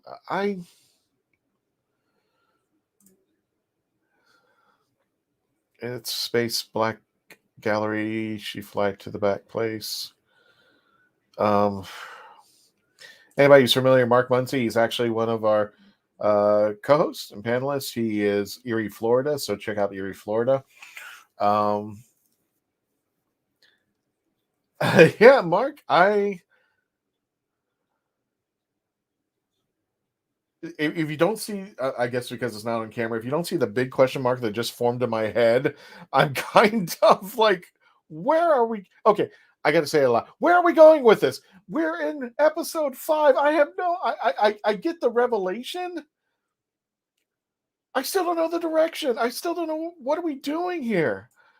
Why is it taking so long to get to this point? Tom, we're on the road to what we're.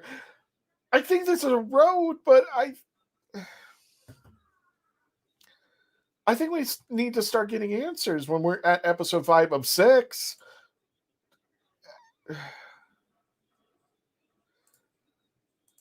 Okay, don't blame me. And then, yeah, they're doubling down on the timeless.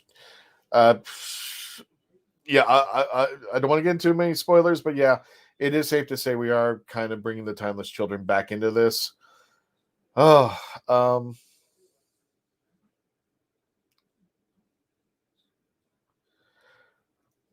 Christopher, I want to see your angle on this. I'm not trying to. Just a yes or no in the chat. Just a yes or no in the chat. I'm at the part where he says, "You there, call for a doctor," and I thought that was a nice little visual. What's going on? Am I missing something? Please tell me right now. Just say yes or no. Just say yes or no in the chat. Am I missing something? If I'm doing something wrong, am I doing this wrong? I'm like, the mother of Gallifrey speaks. At least they got the rank right this time, unlike Captain Jack and the Empty Child. Let's see here. So, do we have the tattoo on John Pertwee's arm to thank us for this? Edward, yeah, that's actually a good thing. I never. Okay, it's back on. Just put yes or no. Am I missing something? Am I just stupid? Am I not getting something in this? Thank you for chatting with us. And if you're just joining us, we're doing I'm doing the reactions review, and later we're going to do review spoilers ahead of Survivors of the Flux, which is the 5th episode in the Flux series. Mark, if you want to jump in, you're more than welcome to, by all means.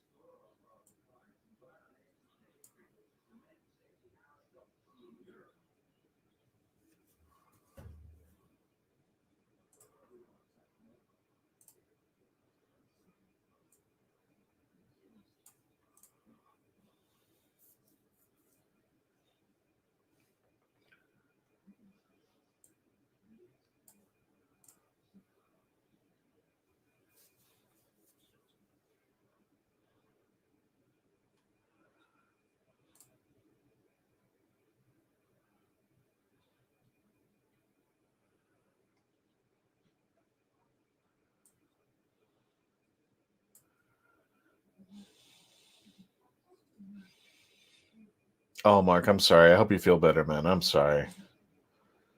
If by some chance you want to jump in and come into the latter part of this and you feel a little better, by all means, I welcome you.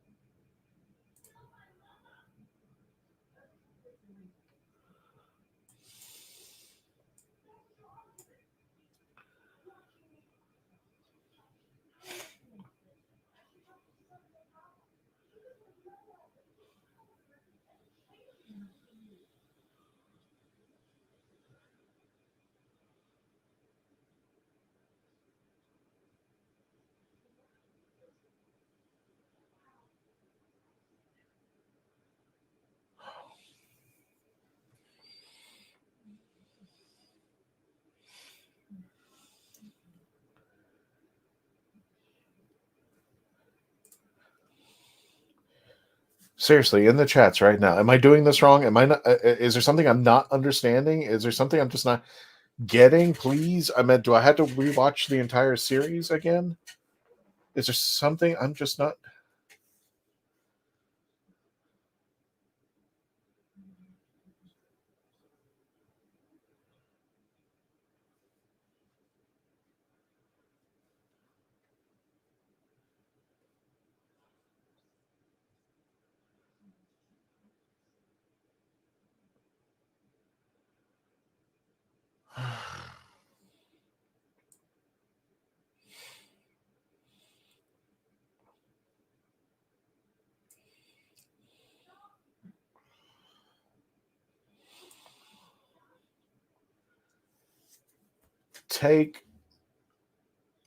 Take a Moffat episode. Take a Moffat episode and just make it into the umpteenth power of plot holes that never get resolved. And right now, this is what I'm watching.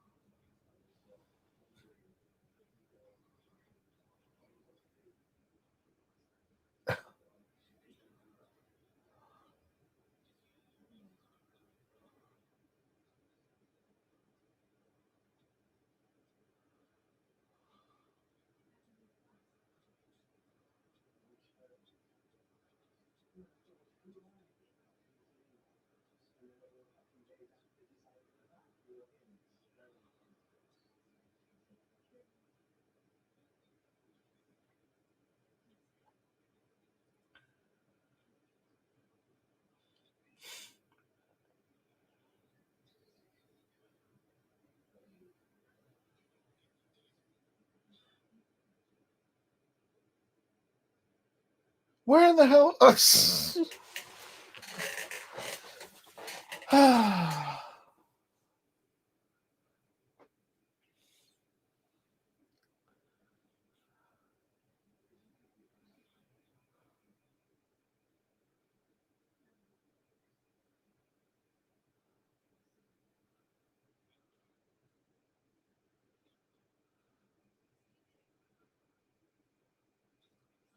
Yes, David.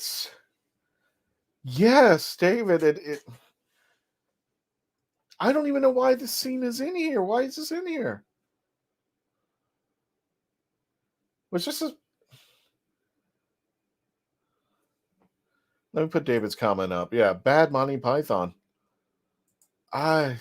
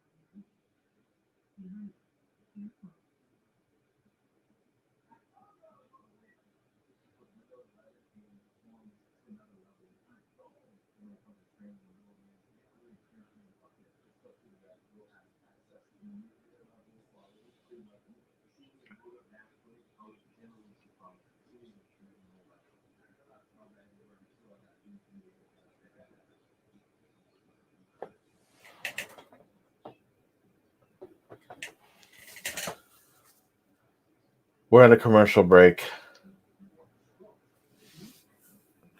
All that for a joke? All that for one joke?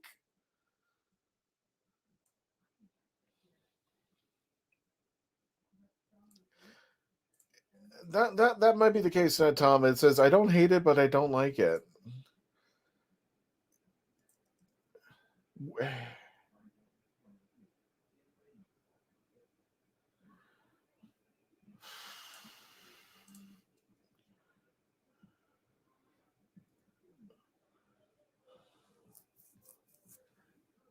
Are we back already? Damn. Well, that was quick. Oh, no. Sorry. No, it's BBC doing a future thing in the episode where they show a clip of something that's coming up in the episode. Yeah, you know where I am, I guess, Mark.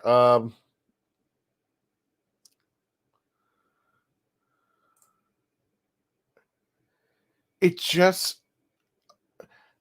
Somebody tell me if I'm just doing this wrong, please. If I'm doing this wrong.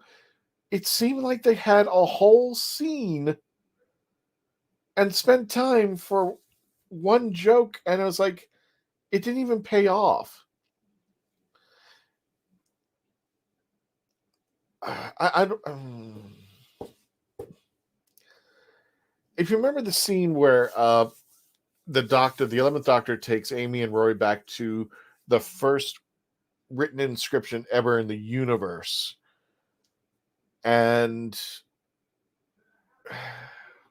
he takes them back to see the first written inscription in the universe, and the joke is, "Hello, sweetie." If you remember that, I don't remember the episode too well, but it was and it was the running joke that you never answer your phone or something like that. But it seemed like they were taking... If Chibnall wrote this and it was supposed to be this joke, yeah, David, the best way I can put this, it's Bad Monty Python. It's really like if you hear a friend take 5 minutes to describe a joke, tell you the joke, and when you get to the punchline, you're like, oh, that's it? I sat here for 5 minutes listening to this joke, and this is what you came up with? It's cute, but I would expect it better from this, and we're back. For those of you who are keeping track of me and watching with me, Jodie is with an alien. With mommy.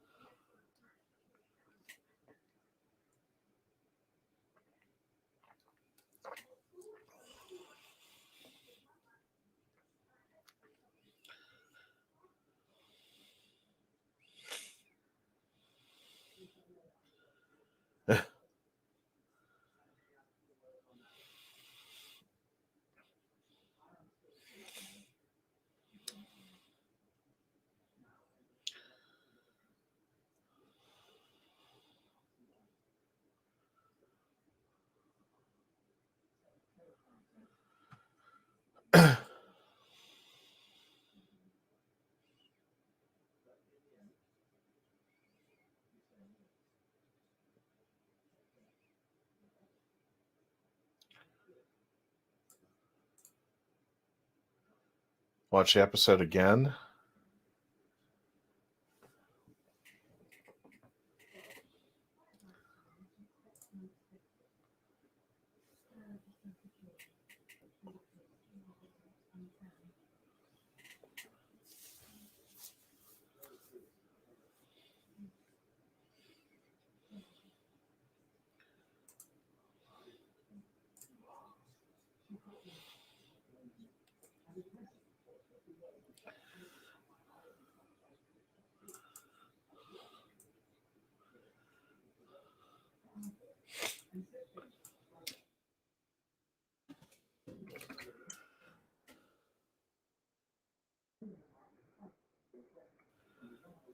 Hey, Mark, if you're watching, I just sent you the link so you can jump in, brother. I hope you're feeling well.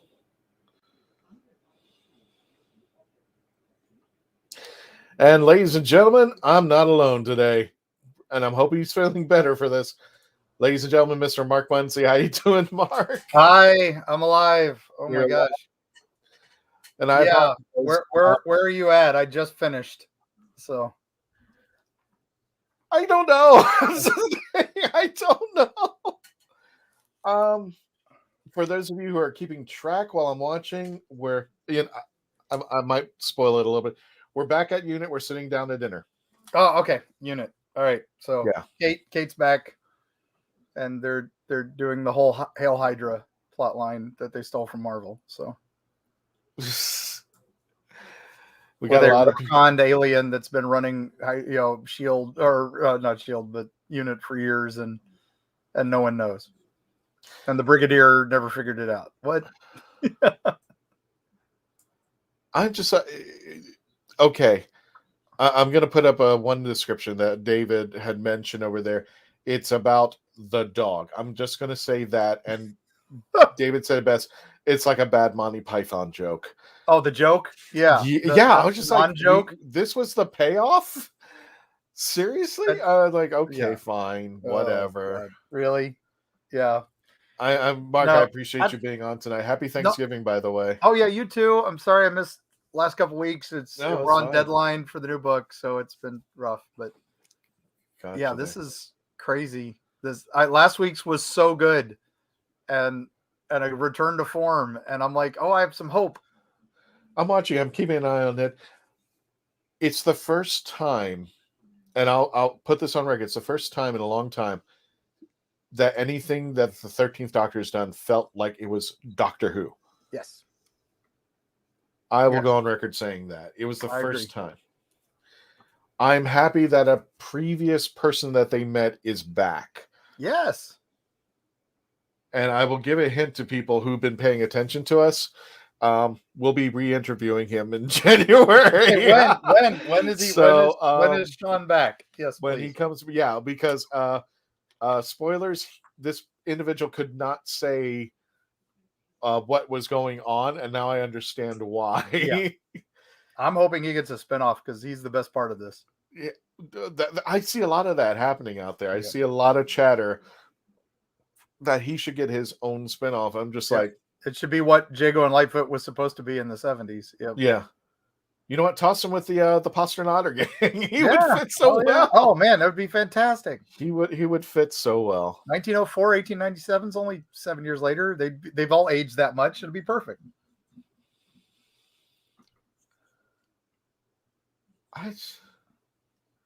The whole Star-Crossed Lovers thing is just, I don't get that. I don't get a lot of this.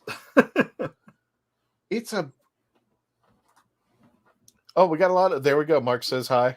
Hey. So, and Sophie, and believe it or not, these folks are in the UK. It is now, I think it's climbing up to, 2 o'clock. Yeah. AM. They've been watching. I can't thank them enough. I can't thank them enough. They're crazy enough to watch me watch this show. It's almost 9 p.m. US, and I can barely stay up. So, I know. It's like after this, I'm going straight to bed. Okay. We're at a commercial. I actually wasn't paying attention because that's how I tuned out a little bit of this one myself. I'm like, I have to stand back and go, okay, without giving too many spoilers out there. Okay, you know what? We'll give one spoiler out. I'll say this. Spoiler alert. We're going to be re-interviewing him again, and I'm so glad he's actually back, and he is actually adding a dynamic. I'm glad he's part of Team TARDIS. Such a cool character. Very Catermass vibes. I'm all in. So. Yes, but you know him well as Kevin McNally. He was in the Pirates of the Caribbean as just Gibbs, and he will be returning in January. I've already talked with him, and he's very excited to come back. There's already an interview if you want to check him out, and he did spill the beans to us by accident. I said something to the fact that said, "So what's it feel like being in Classic Who?" And he kind of slipped up and said, something about New Who. Yeah, he was like, and then he's like, he goes, I could the, be a New Who too, or something like that. Like, there might be something I'm in, and he's like, he didn't even realize it was a secret. So, well, I mean, he told me, but he just said, don't mention to anybody. Yeah. Just like, but he didn't tell me what it was, but he kind of just hinted. So Kevin McNally will be back in January to talk about coming over there. And don't, if you want to check him out, he actually has a Cameo link. Yes. If you actually want to purchase a Cameo for the holidays, let me go ahead and pull it up. Because the TARDIS sent you. Yes. The Traveling TARDIS sent you. He does amazing cameos too. We were with him at Fan Expo, and I got to watch him record a couple. I'm going to put this in the chats for anybody, and please let Kevin know the Legend of the Traveling TARDIS sent you, but it's cameo.com/pirate. Can't miss it out there. So let me get with the chats a little bit over here because I saw a lot of chats just pouring in. Again, thank you so much for joining us here at the Legend of the Traveling TARDIS. Next week, we'll be wrapping up. There will be our final Sunday that we'll be reviewing Chapter 6, The Vanquishers. Hopefully it vanquishes all the questions and all 900 questions I've got in the back of my brain, and probably more that are be coming up over here. That's going to be taking place so far scheduled 7 p.m. Eastern Standard Time. We're going to be doing a run, and we're going to be doing what we did here. This will be the last time we should be doing a Sunday episode. We will be returning to our regularly scheduled Tuesdays at 6 p.m. Eastern Standard Time. So you're not too late on watching us. You can always go back and check out our classic episodes, including chapter... Well, let me get that banner out there. Sorry. The Village of the Angels. We also did Once Upon Time, War of the Centaurans, and of course the original, where it all started, the Halloween Apocalypse. Just for those of you who may be joining us or are very interested, if you are into the holiday season, don't forget to check out the Legend of the Traveling TARDIS Thanksgiving Foodie Special. Did you get a chance to see that, Mark? Yes. You get to watch the team cook their favorite recipes. It was adorable online. Yeah. It was so adorable. We were up in the mountains of West Virginia researching our new book, and I got to watch bits of that when we had limited Wi-Fi at a hotel. I was so happy that I caught the tail end of that. So It was adorable. I'm hoping this is. I think there may be one more commercial. Yeah, but I think there's 2 more segments. But according to this ends at 9:12. But if you want to have a good time here, here's Melanie Dean, the Chocoholic, on her special where she opens up a box of chocolate goodness from a friend that she met over at Fan Expo Denver. You can check out that episode as well. It was she was making me very hungry. Yeah, Chris and I got to talk a little bit at Fan Expo Orlando, and he was a hoot. Or Sean McNally, sorry, and I'm just, and he was trying not to say anything, but honestly, he'd forgotten most of it. And again, for our friends who are celebrating, if you didn't catch it earlier, Happy Hanukkah from the Legend of the Traveling TARDIS. All of our friends out there. And, of course, a very happy birthday to Karen Gillen. She turns... Oh, I got rid of it. I got rid of it, but I think she turns 34. I think she turns 34 this year. Was it 34? Oh, now you're going to make me not polite to ask a lady your age. You know that. Oh, gosh. So... she is 34 years old, born in 87. Wow. So mean. Nope. And for those of you asking how I saw it before, I did not do it surreptitiously except via VPN. Surreptitious. I apparently live in Liverpool, and my name is Snellings. So I'm basic.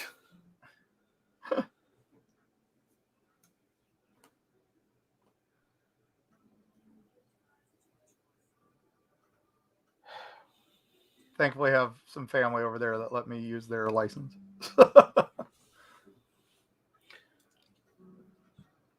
The secret is changing the clock on your computer, just so you know. Some of our teammates did not know to do that. Whoops. Oh, yep, that'll screw it up. So,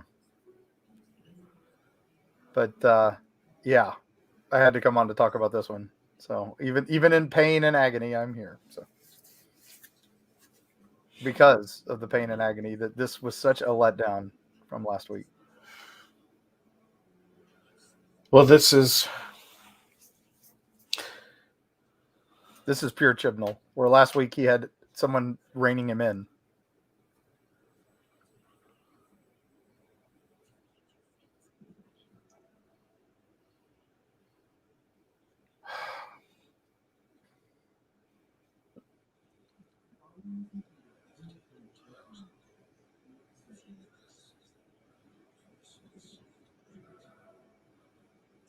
We keep trying to give Barf a little more to do, whose name I can't remember. Well, everybody's. I'm hearing Barf, Chewbacca. Yeah, he's Barf. He's totally a Mog. And are you sure? Because the Mog that I saw that was kind of scary was from Orphan 55. So yeah, a little bit. I promise we're gonna get to your chats, and there's a lot of you chatting, and I'm trying to get through the episode so we can get to your chats there.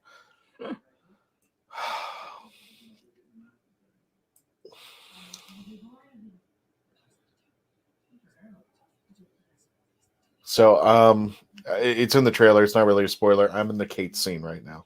Okay, yeah. Yep. It's like, all right, let's bring in Unit. All right. Oh, Hail Hydra. Great. That's what they brought it back for? So they could do that? At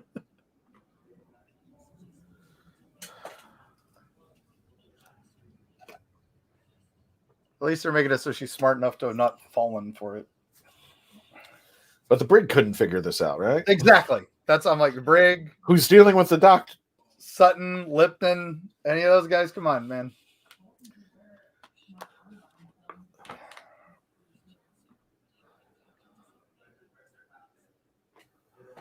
Nobody in Unit notices the guy doesn't age.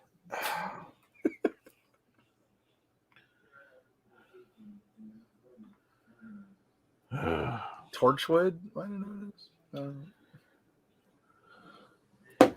Very much, let's just pretend like the rest of the show never existed. So. Well, it's not that. It was like. See, I'm gonna get into spoiler territory. Oh yeah, no. Well, no. I don't want to too much comment on the review and stuff, but no. I'm trying not to. I'm trying to remember where you're at. That there are certain. As the best way I could, there's a guy who was listening called the Critical Drinker said, yes, there are certain things that you just don't F with. Yeah. Yes. And now we're poking holes totally into it. I'm hoping that this ends better than what was the one with the Toclafane and the decimation of humanity.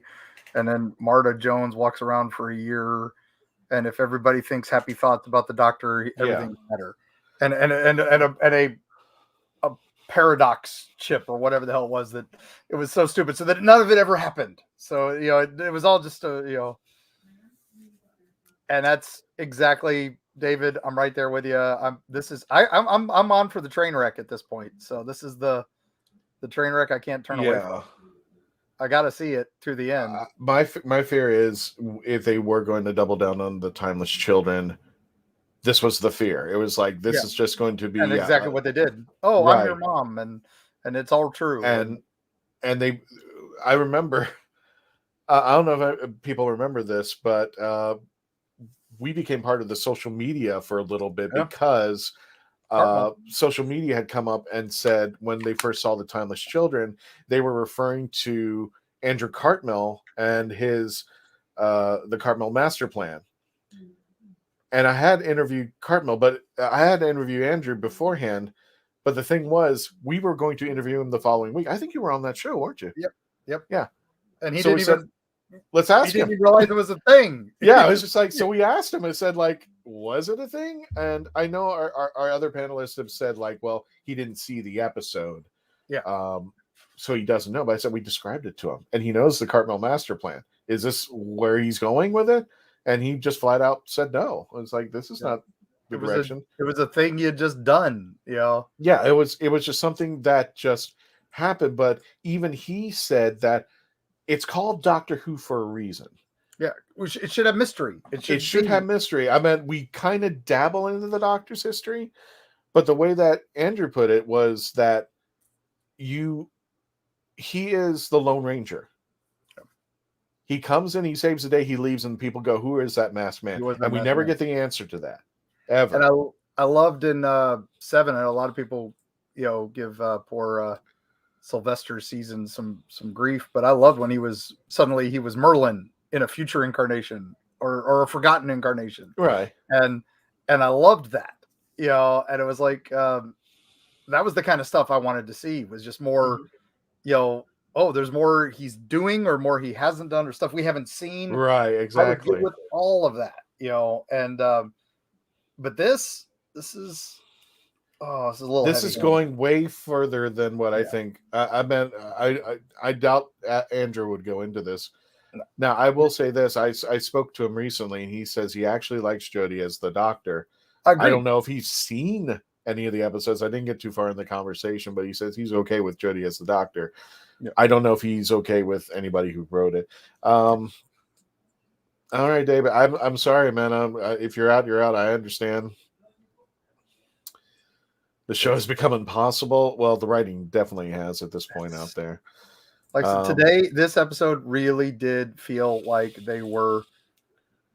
It was the it's the mystery box from J.J. Abrams. It's the that's in the mystery box. It doesn't matter. We're just gonna put more mysteries and more mysteries and more mysteries, and it's like, right, you got to give us something. And then this was, to fix a plot hole, we're gonna add another plot hole. But instead of doing that, we're gonna double down on timeless children and then throw in another plot hole.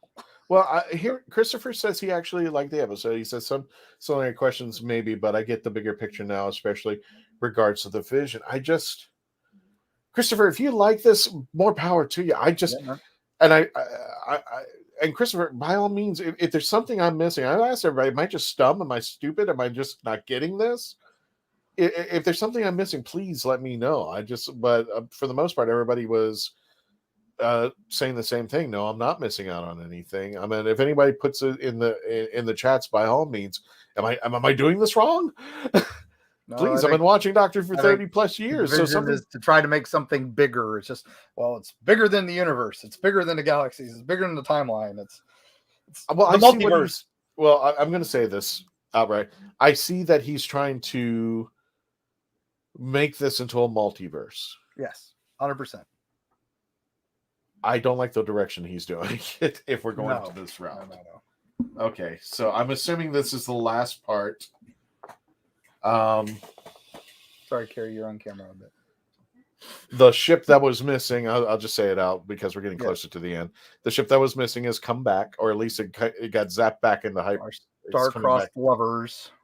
Yeah, one half lovers, which of still Romeo and Juliet. What the heck? What is this? Yeah.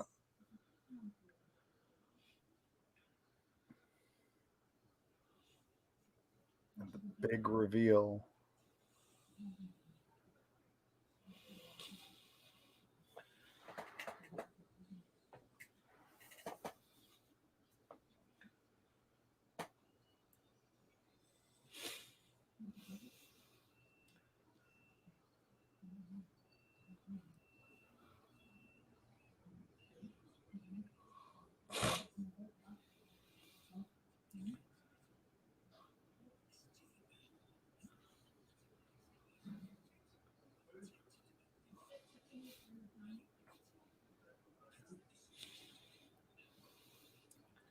And Mark, I don't know if you've been watching the previous episodes.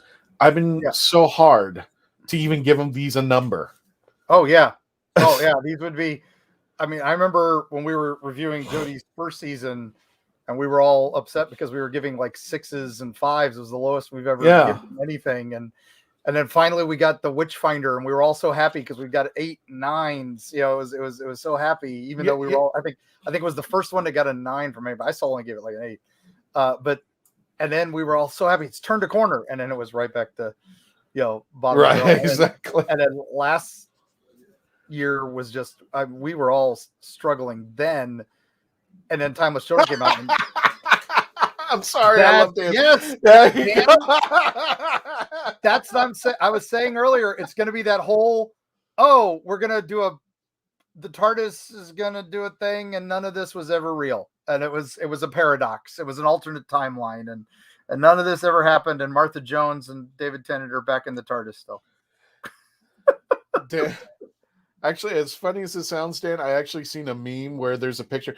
I forgot who, the character that finds Ewing in the shower, Bobby Ewing in the shower, but it had the face of Clara on there, and turned around, Bobby Ewing was Capaldi's face smiling. I go like, that's. I'd pay money for that. That would be good. So even if it was just for a bit on like a Children in Need. Yeah. And what they're doing units so wrong here. I know what you're saying there, Dan. Trust me, I'm a writer, because David also works. It's the only way to save this. Field. That is really the only way to save this. It is. Was it Victoria Principal's character? Yeah, Victoria Principal. Yeah. Okay, it was her character. Okay. I didn't. God, I used to watch that show religiously when I was like 7. I wasn't supposed to, but I did. And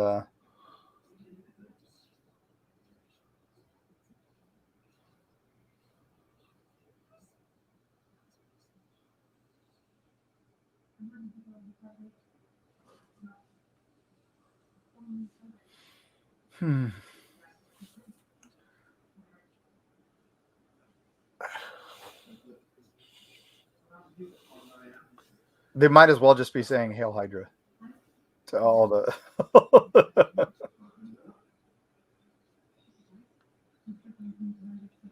No, it's that scene where Amelia Pond is walking up to the Pandora. The door opens, and then there's Amy Pond going, "Okay, kid, this is where it gets complicated." Yes, that's what next week's has got to be to get out of this. I mean, it's.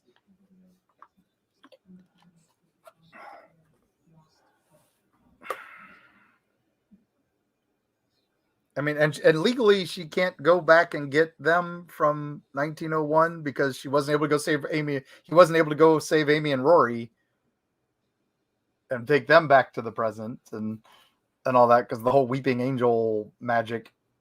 So does that mean that they can't ever come back? You know? Okay. Done. Teaser for next week. Well, for some reason, just for a split second, the Wi-Fi cut out on the next trailer, and God,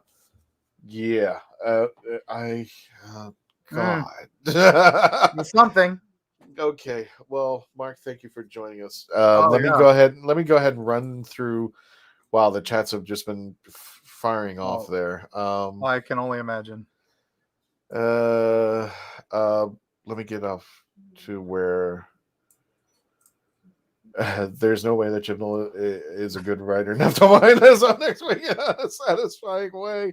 Oh, there you are, Mark. Chibnall, I think it's Lost. It is. It's season 4, 2, and 3 of Lost, where they didn't know what the hell they were doing. They just kept adding more mysteries. In Shadowbane 2009, if the division is that colossal, so how long have they been? Yeah, exactly. How do you miss this? Yep. How long have they been hiding out? Yeah, they were in Gallifrey. But you know what? When they were talking Division, all I could think about is the CIA. Yeah. So how did the CIA miss this? How did the CIA miss this? Because that was their MO. It was basically to do the Time Lord's dirty work when they couldn't do it. They were the Captain Jacks of the universe. Yep. I don't hate it, but I don't like it.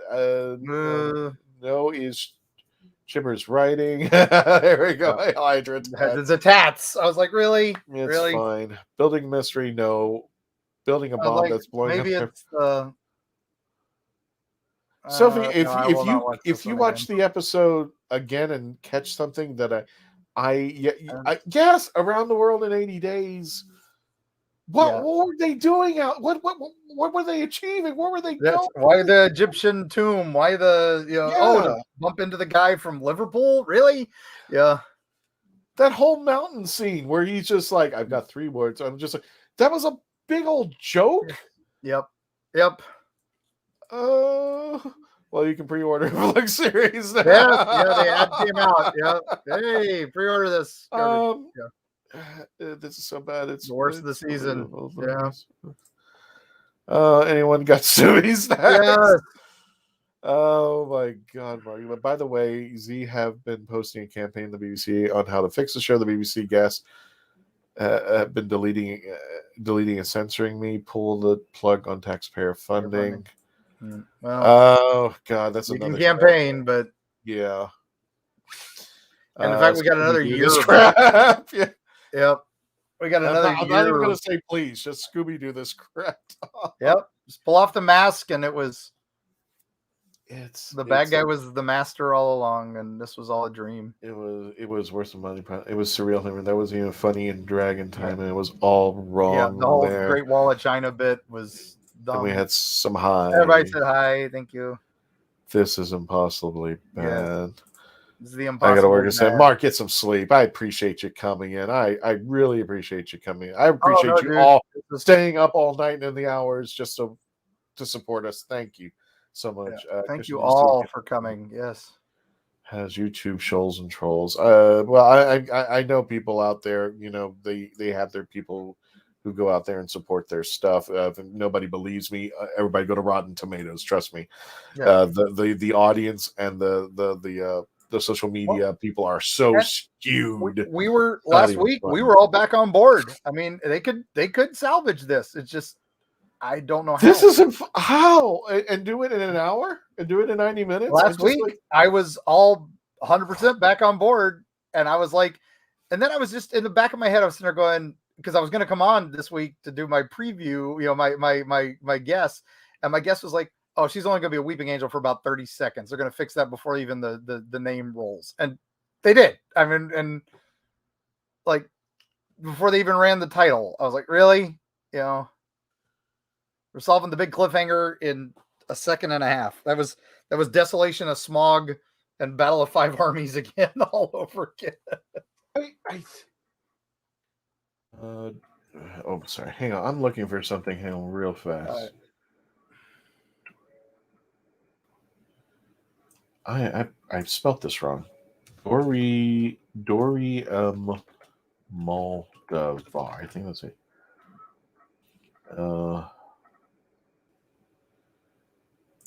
What rabbit hole are you going down? I'm trying to compare bad Moffat to severely bad. Like I said, I have to go back to that whole second half of Sound of Drums, which was so good. First half, setting that up, you know, decimating, a tenth of the population and all this stuff, and then they make it so the second half, everybody has to think happy thoughts, and the Doctor is saved and the world is saved, and then they retcon time. I was like, oh my God, this is like Superman flying backwards to save the universe again. Why are we doing this? And I'm like, they're probably gonna have to do that with this because there's no way to save this. I'm trying to find the quote, and essentially it was, let me see if I can find it. Simon's going to kill me. By the way, happy birthday, Simon. He turned 60. He turned 60 on Thanksgiving Day. Yay. And he's one of our team, and he's going to kill me. I'm so sorry, Simon. I'm trying to find the attack prayer. The reason why I'm trying to find the attack prayer is because it outlined all this stuff that was leading up to the planet Christmas. Yes. You know, yes. And everything about it was like, you know, there were so many loopholes in what the prayer meant and what actually was the outcome for Christmas. And I'm trying to find the exact words of the prayer because there were so many things that were not. Sophie, if you rated an 8, God bless you, girl. Wow, Sophie. I mean, if you gave it an 8, that please, Sophie, if there's something I'm missing, please tell me. What you know what? Tell me what you liked about it. Tell me what got to you. Tell me what was Doctor Who about that. I just can't. I mean, I was happy that Unit was back because Unit's always my go-to. It's, it grounded. That was my Doctor Who was that season with, the season that was supposed to be the last season with Pertwee, coming on, and, they were sticking him on Earth because they had zero budget and they were doing all this thing. And it turned out to be one of the best written episodes, best written seasons ever. Right.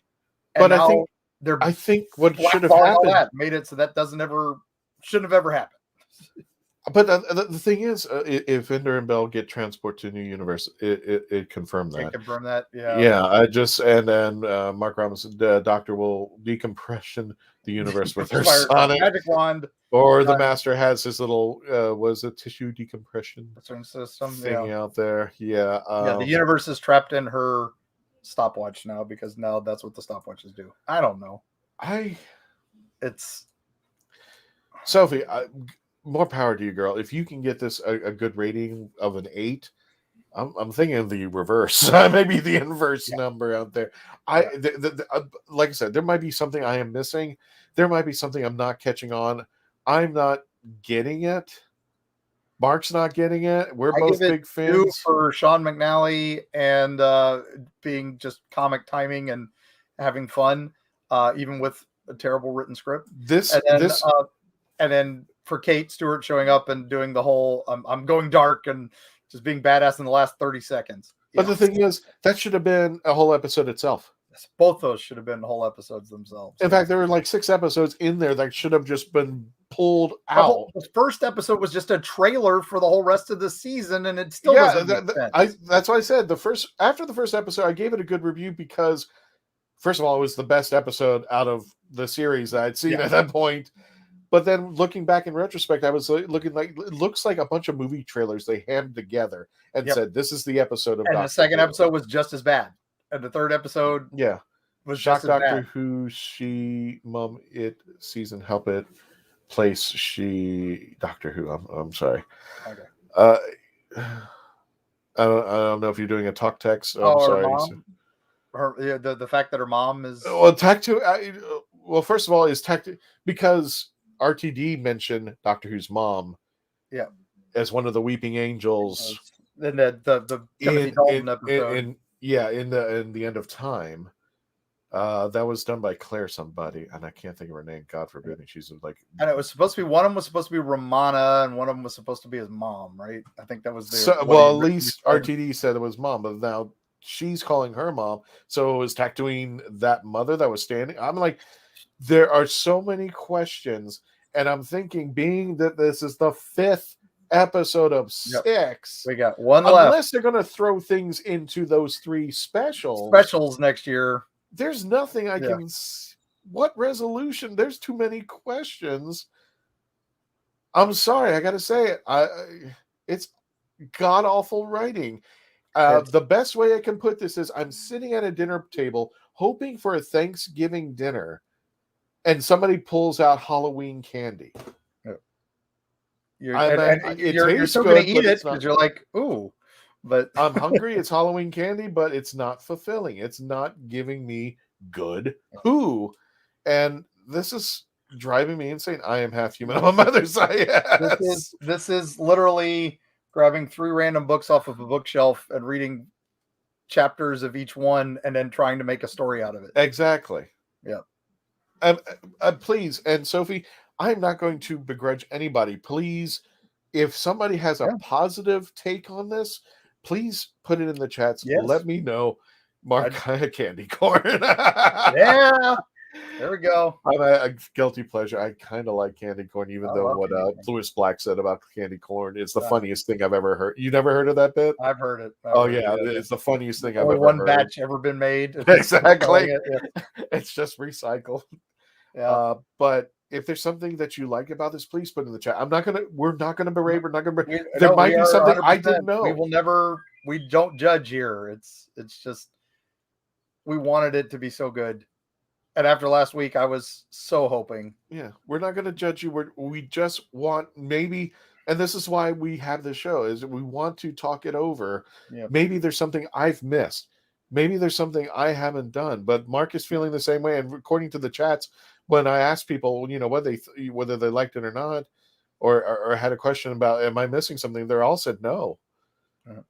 So really, I'm leaving it up to your hands. If you can convince me, please, I'm all open. I want Doctor Who to be a success. Week was an 8 out of 10. There were still a few bits that were wonky, and like I said, I'm still not figuring out this whole star-crossed lovers thing and all that, and that just goes on a little too long. And I'm like, plot D of A, B, C, D, E, F, G, H, J, K, L, M, N, O, P, Q, and Q and unit. I'm like, and who's the dude with the bad hair? Is the bad guy in unit now? What? Why are we adding another story 5 episodes into the season? Back at the story girl there. But here's the thing. And we're gonna blow up the Earth, and the secret tattoo girl has the buttons to do it. What? Yeah. well, here's the thing, and this is where I say, and anybody can challenge me, and I can't prove this. Village of the Angels was co-written with Maxine Alderton. She's also the person who wrote Diodati. The 2 best episodes of all of this. Pretty much, yeah. So I saw stuff from Diodati and here as far as the stakes. You could see like the influence of Maxine. Yeah. Whereas Chibnall, this is all Chibnall. In fact, when I put in the chat, they all said this is all Chibnall. I'm like, bring back Maxine, because if she wrote that episode, I doubt Chibnall had a hand in it, but if he did, I'm thinking 90% of this was Maxine. If it was, bring Maxine back in. And we're bringing the Sontarans back as the biggest threat, really? Yeah. Chris disband unit, then retcon unit, please shoot me. Yeah. Yes, he disbanded it, and now he's making it so that it's been garbage all along. What the hell? I got so stupid. But you rated an 8, Sophie. That's pretty high on that. I just the 1 out of 10. Yeah. What? If you're doing 8 out of 100? Okay. Yeah, then I understand. But if this is an 8 out of a 10 thing, Sophie, I'm on day season. Okay. Yeah. We'll see what happens next week. Thinking that the real parents. That's a good theory, Tom. I wouldn't have thought of that. No, that there was actually people believing that, and if that is the case, I will rue the day that Chibnall did this, because now we know way too much. We have gone in. In fact, we're going the antithesis of the opposite of the Chibnall master plan. The Cardinal master plan. God forbid the Chibnall master plan. The Cardinal master plan. We're watching that right now. Yeah, exactly. Which was to keep the Doctor's history hidden. We could delve into it, and I think a friend of mine, who I won't mention because he mentioned that the War Doctor was enough. Yeah, that was only done because they couldn't get Eccleston. Right? They had already written the script and had to write in a 3rd Doctor. Right, but we've already went to that's the line you don't cross anymore. As a critical drinker says, that S we don't F with. Yeah. And now we are bringing Uncle Ben back to life for Spider-Man. Why? Exactly. What good will that do you? Yeah. Tom's theory is what I'm suspecting all along. Yeah, everybody thinks at this point that those are the Doctor's parents. If that is the case, I'm just going like, well, it's not Doctor Who anymore. It's not. What's the point? Then it's Star Wars, where we have to explain the origin of every single thing in every movie now. So. Yeah, exactly. We don't need to. We don't need. I didn't need to know who named Han Solo. Right. Or how he got his gun from some strange guy. It's fine. Me spelling a little bit. No, that's Sophie. It's fine. We want you to get all good. Spit it out if you know something or think of something contrary to what we believe. But I meant right now, I'd have to, like Mark said, I'd have to give it a 2, only because Kevin McNally, who I love being in there. I don't know if you saw the article that I posted. And I completely misspelled Erie, Florida on my name. I got to fix it. That's what happens when I'm tired and sick and not feeling good, but I had to jump in and hurry. Better, brother. I'm glad you're in this. Yeah. I mean, wow. Where are we going with this? How are you going to wrap this up? I see. Like I said, the only thing I can see is just like they did last time. Think happy thoughts Everybody applaud and bring bring Tinkerbell back to life, and save the show. I have no idea. This is crazy. It does look like he dies next week. Oh, he does? It looks like it, but that's be a cheat. Yeah, like I said, I think they've been where they were her soldiers. So that could be that alternate whatever that is where they get killed, and this is so weird. I have no idea what any of this is, and there's a lot of strings to untie and to tie up in bows. It's not. It's spaghetti. It's a mess. Yeah. It's like watching those hurricane radars when the spaghetti strands when the hurricane first approaches land and seeing all and like, what direction are we going? Why are we going there? Why did you even the guy on the top of the mountain with the dog joke? That was I'm just like, and then they carried it a step further with the Great Wall of China after that. Why? Yeah, it's so stupid. And why is that still there on a mountain so he can see it in 2021 when it was exactly? So nobody caught this? Nobody's seen this for 200 years? The space station, unit, anything, the Doctor, how many times they've flown over? They freaking towed the Earth, a few seasons ago. Come on. Mark, the problem with the Cybermen, the Sontarans going back in is my first question when I saw war. And here's a question for you. The first question that I had, I think, or it was a major question for me, Mark. Why was the Sontarans even there? Yeah, exactly, and especially again now. I mean, are they trying to make the Sontarans more badass again? They're badass. What were they there for? And now we brought them back again, and now they're threatening because there's millions of them. Shoot, we've seen them blown up by Rory the Centurion. Come on, we don't. Well. I mean, the Cybermen got blown up, but the Sontarans. Oh, I mean, but he's taking them on too. Everybody's taking on the Sontarans. Well, they became a joke, but I get it. But I just don't see what they're doing here. They have and they beat him up with frying. Dan's dad beat him up with a frying pan. Come on, it's right.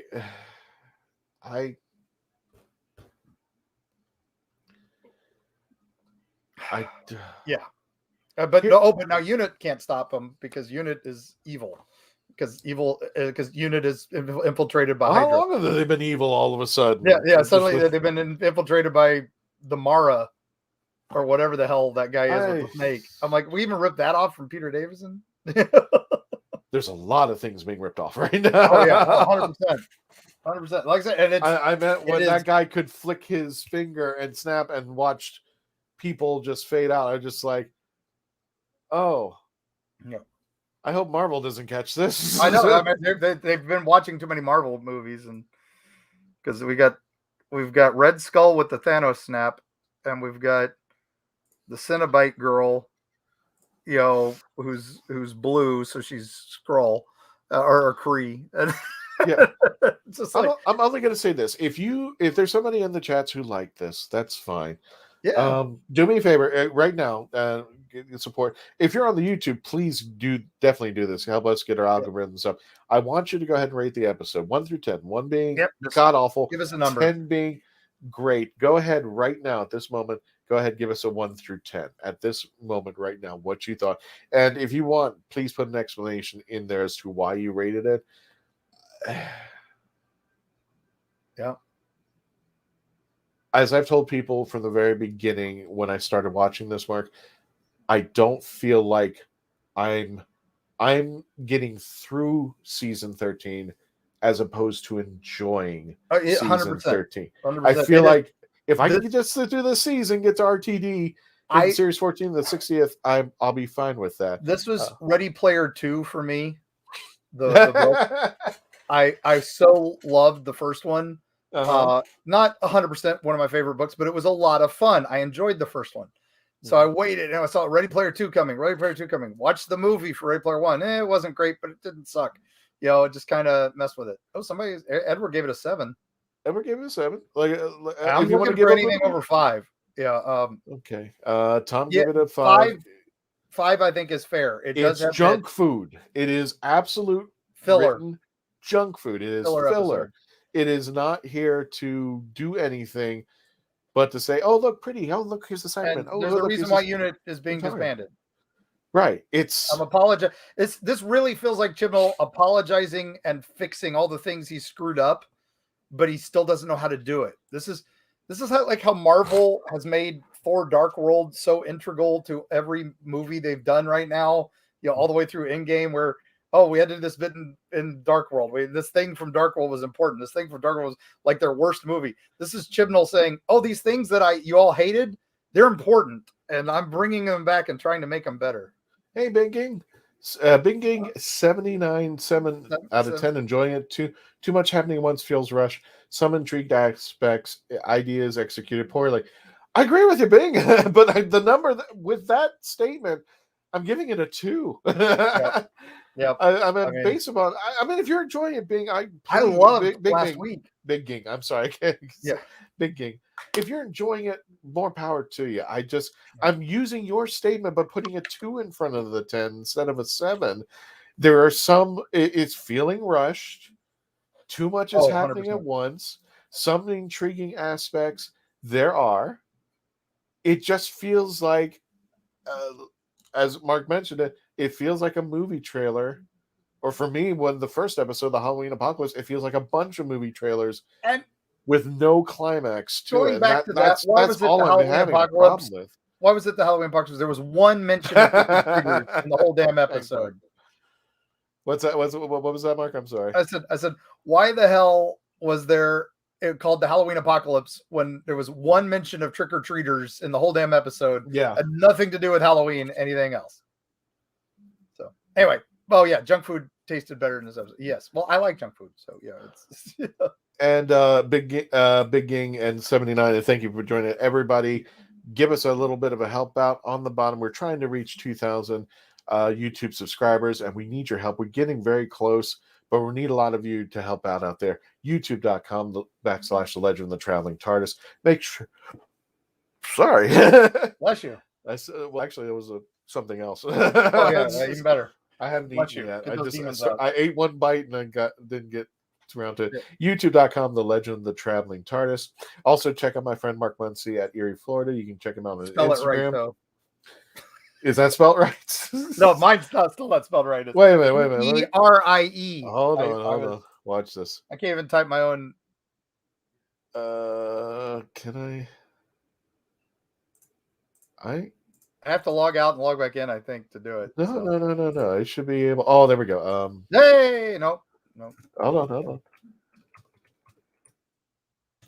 Riveting for all that you watching on YouTube right now. Did I get that right? Is that right? Perfect. There we go. Perfect. Oh, yeah, that's right. I got it. Wait a minute. I got to close ranks. There we go. Now I put that. Oh, look at that. There we go. Copy paste. So at EerieFlorida.com, you want to check it out. If you still love the Halloween, especially around the Florida area, check out Mark Muncie on his Instagram, on his YouTube channel, on his Facebook page. Cyber Monday sales starting tomorrow. Cyber Monday sales on some of the great books out there. If you're into the hauntedness, definitely want to check out Mark Muncie out there. No, I'm literally going to reread this tonight. Just to try to wrap my head around. This was about the making of the TV movie and all the different random plots they came up with before they settled on the movie in the last week before they started filming, where they rewrote the whole script. And it had some crazy ass plots and some crazy ass ideas. And I want to stuff this in Chibnall's face and say the craziness they did was still better than most of your stuff. Here's a very strange part. Somebody had asked me, if given the opportunity, would you interview Chris Chibnall? And I sat there. I would interview him, but I wouldn't even know where to begin on the questions. I just want to know what are you on when you write, and, and what countries is it legal in? So, what are you smoking there, Chris? I think it's way beyond that. So this is seriously hard stuff. So I hate to end on this note, but I know it's sad because it was last week was such a rush of joy. It was the first time I felt joy watching Doctor Who in ages. I think since Capaldi left, and not that I don't like Jodie. I think Jodie's, when she gets a good scene, she knocks it so far out of the park. She's incredible. She is just. And Capaldi had the same problem. Capaldi had such terrible scripts coming to him. If you give them the means and the know-how, they'll do it. Yeah. If you let them wane, it's just going to be a mess. And the thing is, Jodie can do it. I'm a little bit concerned about. Here we go. Big game. Overall thoughts on Jodie Whittaker as the Doctor? She still doesn't feel like the Doctor to me. I agree. She hasn't been given enough to do that. She's had 2 speeches, I think, of that are, nothing Pandorica level or anything like, or Run or anything like that Smith got, and it is protected. The Tennant got right off the bat. Come on, why don't we get something like that? And she hasn't had any of that. I think this is for me. I'm trying not. I don't want to throw Jodie under the bus because it's really hard to ascertain. Because I overheard, I still can't prove this. There are a couple things that I have, and I'm putting this on Jodie, that Jodie had not considered looking at old Doctor Who, meaning she did never looked at her predecessors. She never looked back. And then one of my friends who does a podcast said she finally watched an episode of Capaldi, and she said aloud, "Oh, that's Doctor Who." And if that is true, I'm sorry, girl, you're coming to this game really late on that one. I'm just like, but it shows, because what is the biggest negative impression about Jodie that I constantly hear across the stream? She's either being compared to David Tennant or Matt Smith. Yep. So she's not finding her own character. Now, people that I know saying that they, first female Doctor, which that novelty is just grown out of proportion after hearing it a million times.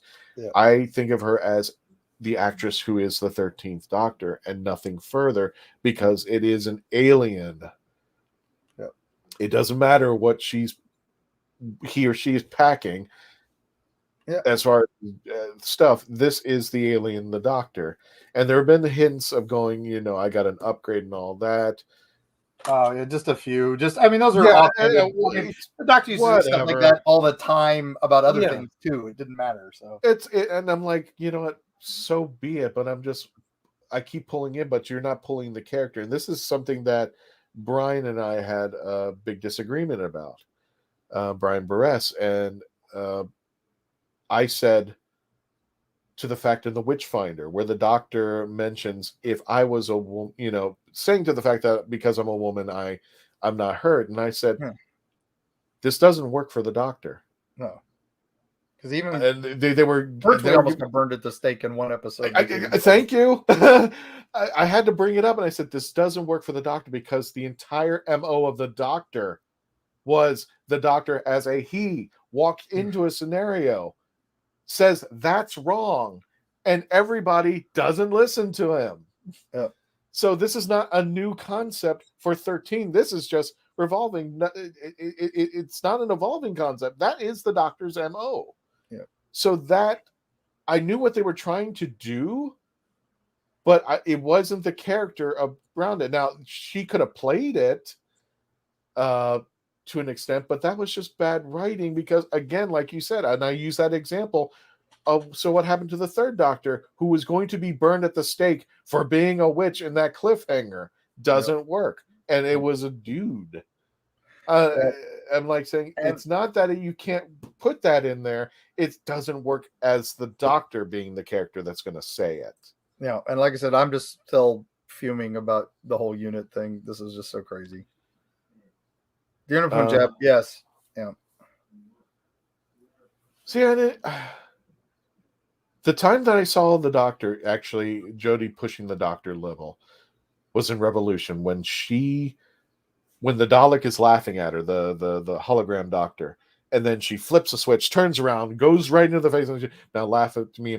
That's when I started, my God, is she really pulling the Doctor? Is she really pulling the space god that we're supposed to be seeing here? She gets close, but then she's the timeless child. She's not a god anymore. So yeah, but now she's immortal and has unlimited regenerations. And we don't know that yet, and I can't say anything. And maybe Chibnall is going to keep this so oblivious that it's just going to be a cluster bomb of Moffat agreed. Masks. Yeah, the last week was really good, and then we solved that problem before we even ran the opening credits. Well, she came close in the last week's episode, but this week she kind of ruined it, turned into an angel to solve the problem in the last 15 seconds. And then 15 seconds in, she goes, I guess I'm safe. You turn me into an angel. I'm like, I thought that would have been cool. Yes. That her team had to rescue her. Now that she's a weeping angel, oh my God, the stakes are going to be up. That was crazy. Didn't even go there. You just like, okay, we're done. And Suntarns are back. Yay, enjoy. Right. It's the same thing when Capaldi found Gallifrey. Yep. You could have made 10 series on him finding Gallifrey. And Missy just screwing with him. Yep. All the time. No, Gallifrey's here. No, Gallifrey's here. No, Gallifrey's here. No, I mean, you could, but it just became a mess. And then you ended up with the final series, which is just, I don't know what we were doing with that. I liked Nardole. I liked Bill.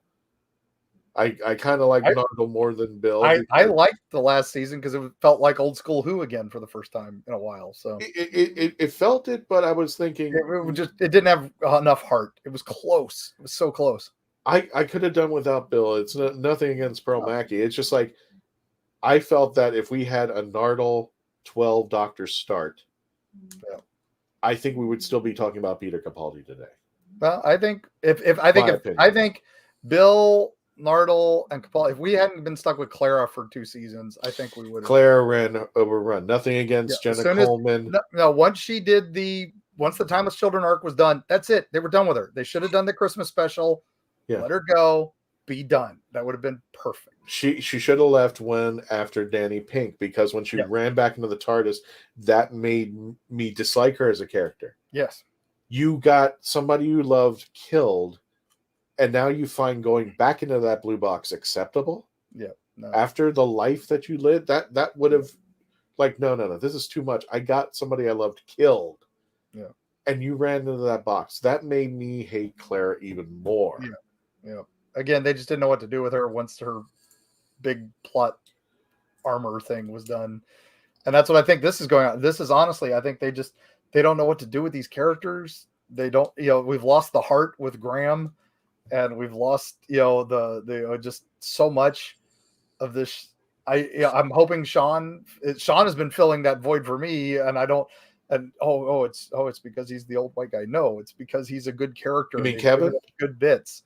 So you mean Kevin, or you said Sean? Kevin. Okay, no, you're fine. Yeah, I just want to make sure I got. I keep saying Sean. Yeah, Kevin. No, it's okay. It's my brain is done. There was an article out there that was kind of hinting, and I actually asked Kevin. It was like, Kevin, are you telling me something? It was actually something to the fact that he might be the 14th Doctor. Yeah.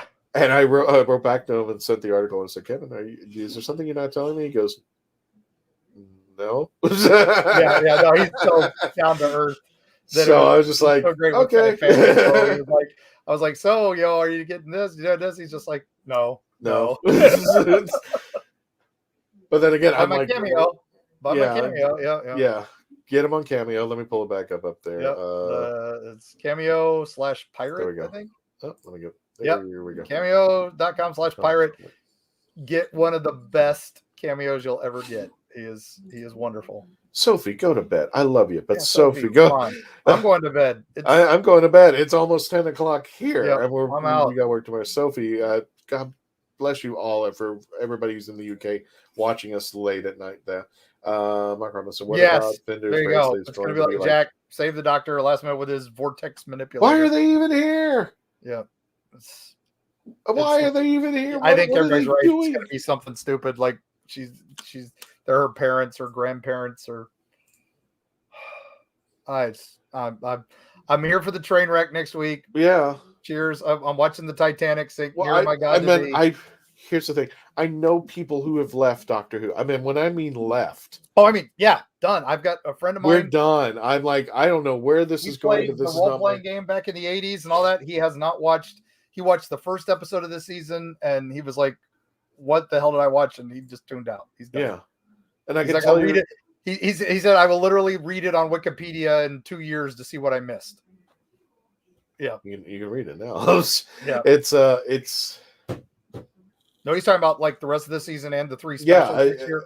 He's like, I'll come back when Russell T comes back with another reboot.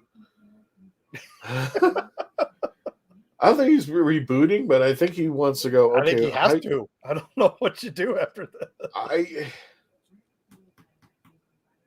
don't know. Dr. Babies. That's how they reboot this. Dr. Babies. Yeah. That's how you save this. I know people who've been lifelong Whovians who've left. I know people who started in New Who and left. I know exactly where they left. They left at Timeless Children. Yep. They left at Orphan 55. Yep. They left at I know at least even Melanie has told me there's people who left at the end of Praxis. Yep. And like I said, the only one that saved me was Kerblam and the Witchfinder. I think those were the only 2 that I was like, these don't suck. Yeah, Witchfinder was fine. Even Rosa, I was just like, this was supposed to be a good episode, and I sat there and go like, so what's Krasko? Yeah. Why is he here? Why do we care about this guy? It's like Space Princess, great. Why is he here? Can you give him a backstory? I need something more. Is there a reason? I mean, you put him in the same jail cell that holds River Song, meaning that he is criminal uno somewhere in the universe, and he's out of the story within 2/3 by none other than Ryan. I'm like, that's it. That's it. Even the Doctor stops him within like 5 minutes. It's the whole Tim Shaw thing again, where they RTD. I don't know. I put nothing past that man just because. I mean, he saved the show once before, so this is a thankless job. Whoever's getting it next after this, they've got. I mean, you can't win if whatever they cast, somebody's going to be upset about it. And Russell T's got to make it work. And if he doesn't, he still gets to ride the fact that he brought it back originally. So he was the only choice. But oh God. The thing is, and I don't know if you agree with me on this, Mark, RTD is a sign that shows we're doing damage control. Yeah, 100%. This and is the fact that they had to control. announce it 2 years early. Yeah. Is just to like, all right, so just suffer with us a little bit. We'll get to it. Exactly. It's almost like, and somebody was making the opinion of Chibnall just, throwing in the towel and going completely berserk because he was leaving. He's and tantruming. I just don't know. Hey, Ramona. Sophie, get some sleep. Thank you for joining us. I really appreciate that. Sophie, get some rest. I'm out too. I'm going to have to log in about 5 minutes. Sorry, Ramona. We're actually leaving now, but appreciate everything. Again, please check out Mark Muncy over at Erie, Florida, and check out his books out there. He's got a special going on, Cyber Monday. Please check out his books. Join that. A bit of a discount at the erieflorida.com website. So, and don't forget, Mark, I mentioned this. What day? Let me see. Oh, I got to get BBC America off my show. Off my channel here. On let's get out of there. The next show, or we do what's Tuesday? Well, the next show will be this Sunday. We're going to be wrapping it up with The Vanquishers. Again, December 21st.